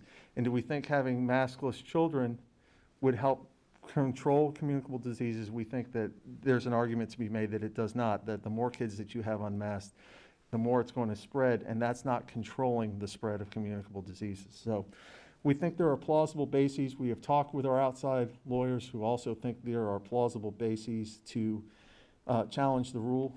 On that, they've exceeded their grant of rulemaking authority in the statute. So we're going to need explicit authorization from the board to do so. Normally we would have executive session with respect to discussions about litigation, but since this is not a pending case, we don't have a pending case anymore because they dismissed our previous case. We're doing it in this public fora. But we believe that, and our outside lawyers believe, there are plausible bases upon which to challenge the new rule. So I'm stand ready to answer any questions. What we would ask from the board is their direction on whether or not to engage our outside lawyers to institute a challenge to the new rule. Thank you, Mr. Palmerini. One quick question. There are obviously the two issues that you covered that's in this rule, which is the opt-out for mask, and the second is basically the opt-out for quarantining.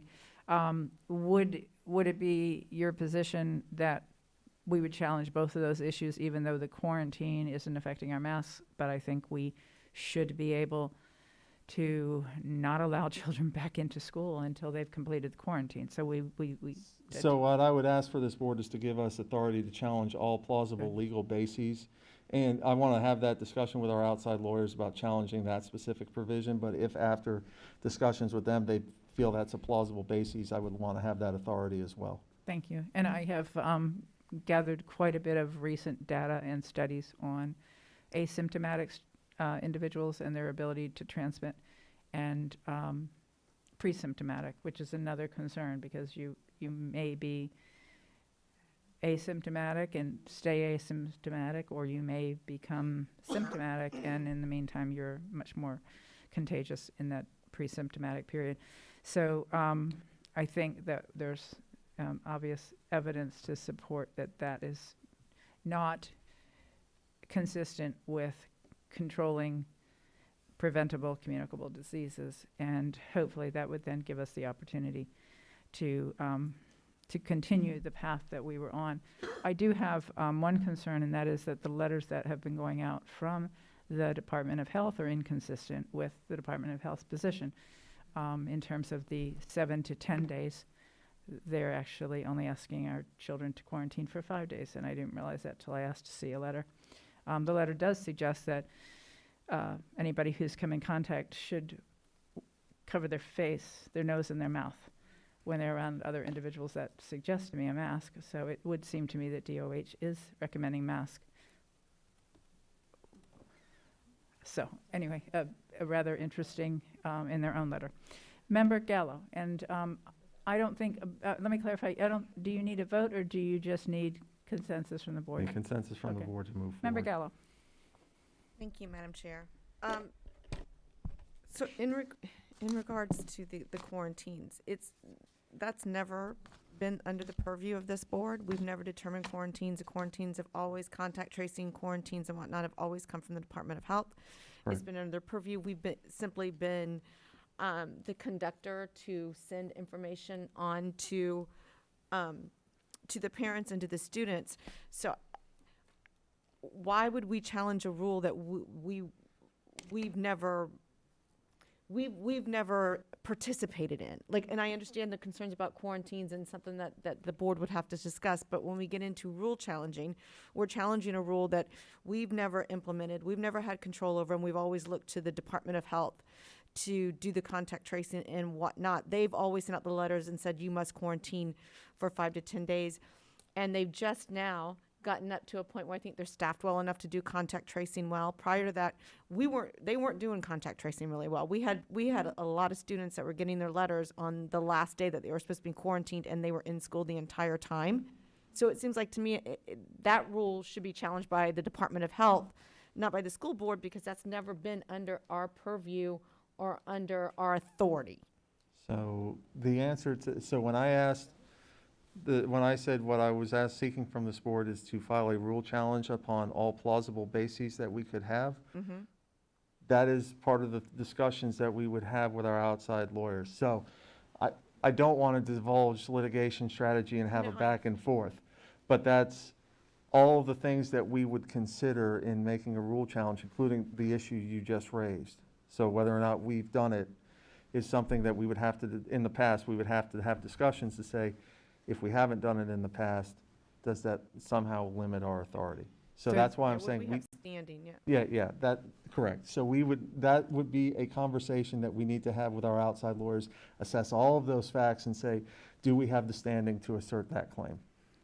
So to clarify, and then I'll go to Member Lopez, to clarify, you're not asking for direction on which issues we are challenging. You're asking directions to proceed with the challenge, and Correct. from there. For that one rule, yeah. Correct, for that, yeah. Yeah, yeah, and what I did say is to have discussions about if there's any other plausible bases, but certainly we think in our discussions with the outside lawyer, the mask provision with the opt-out is certainly something that we feel we have a plausible claim for relief on. Understand. I'm sorry, Madam Chair, Yeah. just so Member Gallo is clear, there is a single rule with several facets to it. So your agreement to challenge the rule may cover any or select facets of that rule, but there is a single emergency rule. Member Lopez. Thank you, Madam Chair. No, I was thinking the same thing because on the other hand, if we just follow up with the rule mandate, we are also against the Department of Health. and the CDC. So I also have, the same concern. But now that the superintendent is also explaining that it's only that rule, because if we just not challenging the rule, everything that we are saying in favor of science and in favor of using the mask is gonna be against the protocols that we are following at this moment. So, correct. What we've been doing up until this rule has been adopted is the Department of Health has been doing our quarantines. We do what's called investigative case support.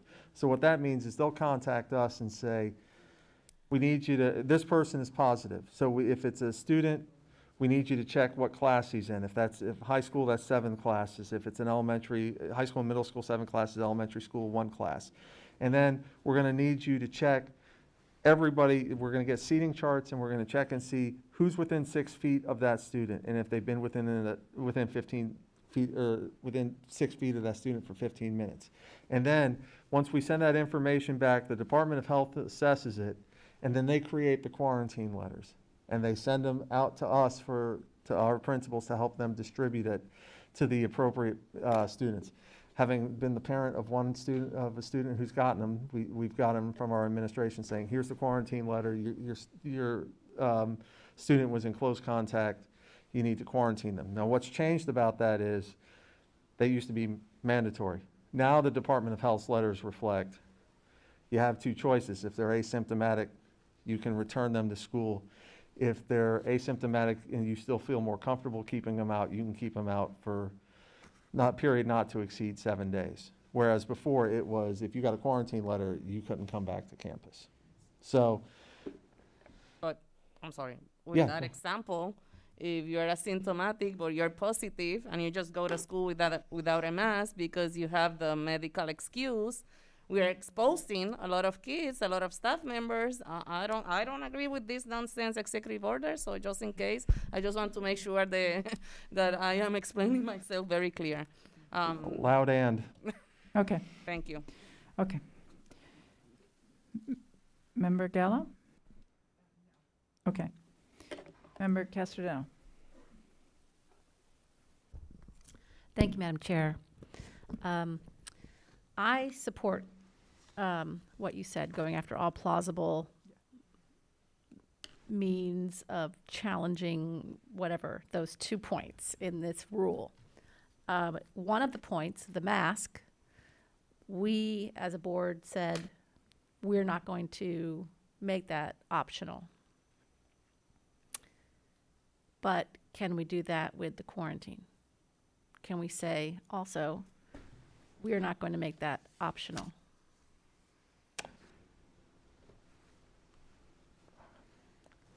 I would suspect, and I think it's a good suspicion, that if we were to do so, this board's aware of it. We got a letter from the commissioner last week saying that we were not in compliance with the new rule and they were giving us one last chance to come into compliance. Now, we have disagreements about that because if you've changed the rule, how are you giving us one last chance to get in compliance with a new rule you just adopted last week? But having said that, I would suspect that if we said we're going to make quarantines mandatory, that we would receive a letter from the Commissioner of Education saying, you are in violation of this provision of the rule, and explain to us how you are going to be in compliance with the rule.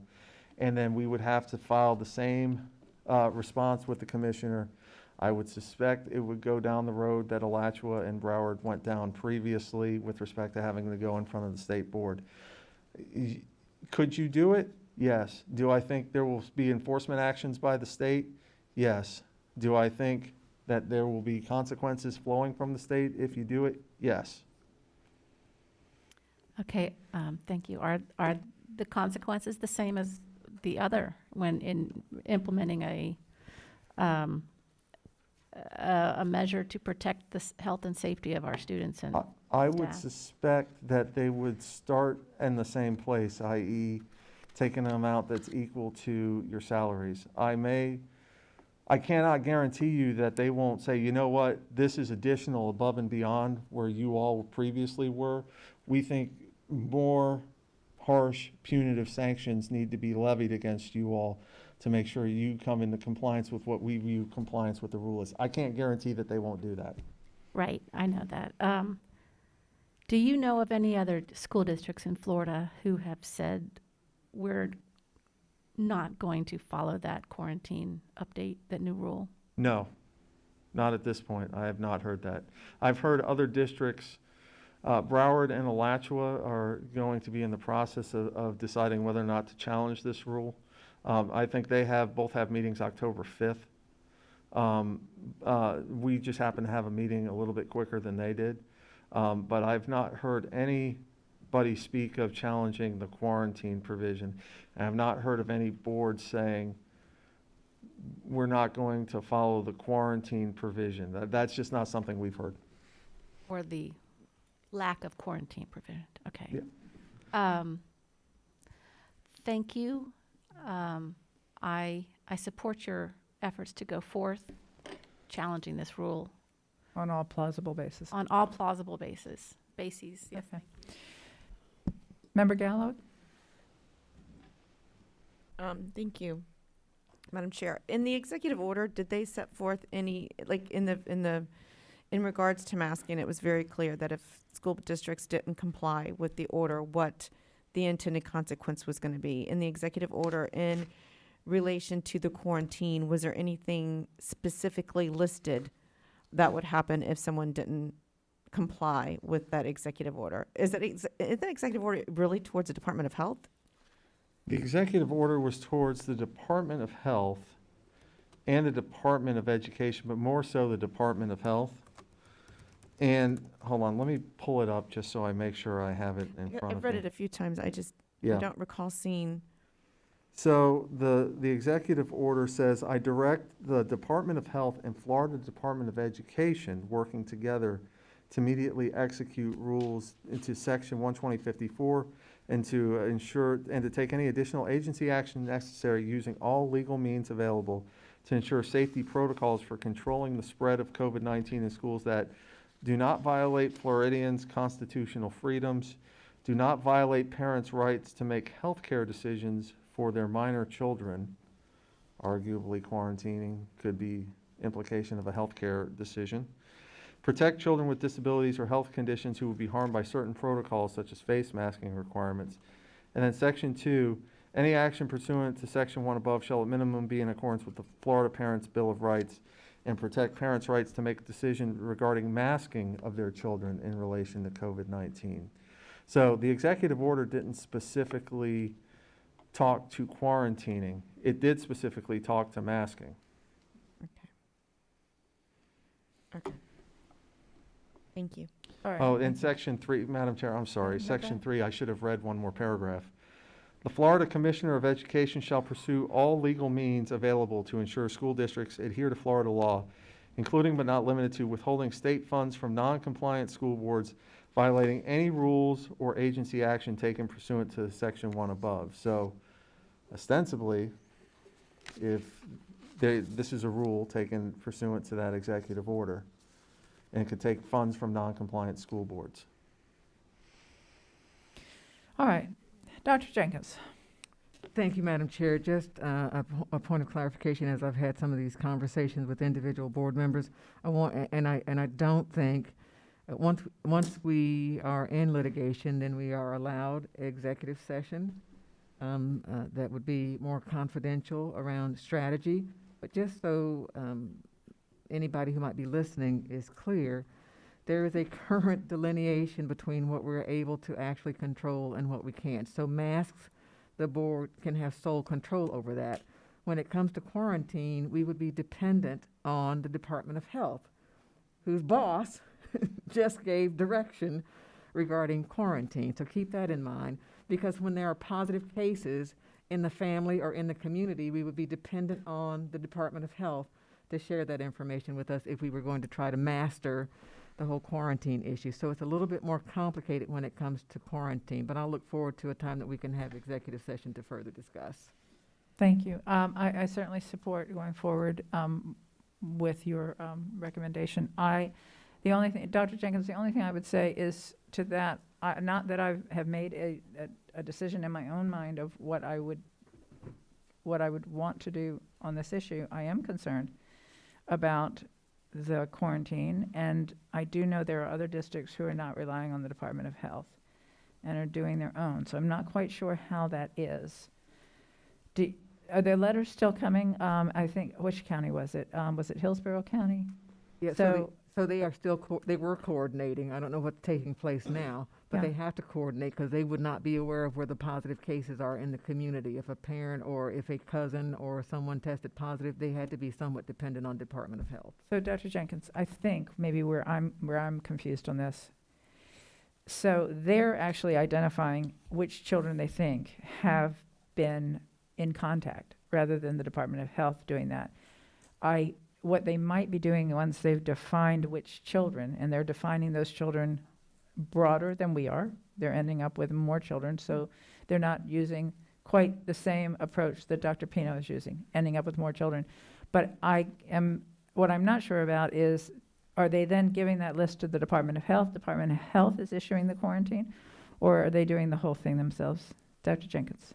So last time I talked to the superintendent there, he was giving it all back to the Department of Health Okay. because it was just all consuming, overwhelming, and he had some concerns about how accurately they were able to deal with it because they did not have all of the information on positive cases in the community. Okay. I'd be happy to talk with him and get his latest update, but he was, I think he gave the department a 30-day notice that he was getting out of it, the business altogether. Well, I think if at a future time, we'll need a little more clarity on that whole issue of jurisdiction over the quarantine issue. But for now, is there anyone on the board who disagrees with the recommendation and direction of our general counsel and deputy general counsel? Seeing none, you have your direction. Thank you, Mr. Thank you, Pomeroy. members of the board. And thank you for throwing in the statutes.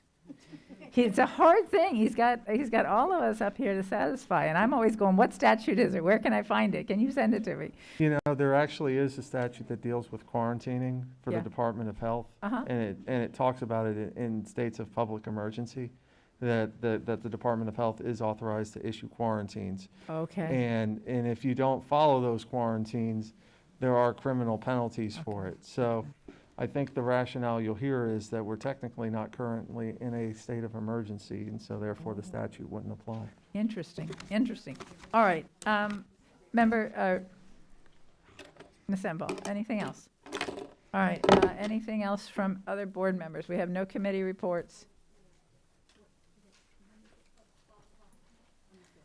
Yes, for clarification, the executive session that I announced is for 12 o'clock on October 5th. Okay. Any further comments or business for the board? If not, the meeting is adjourned.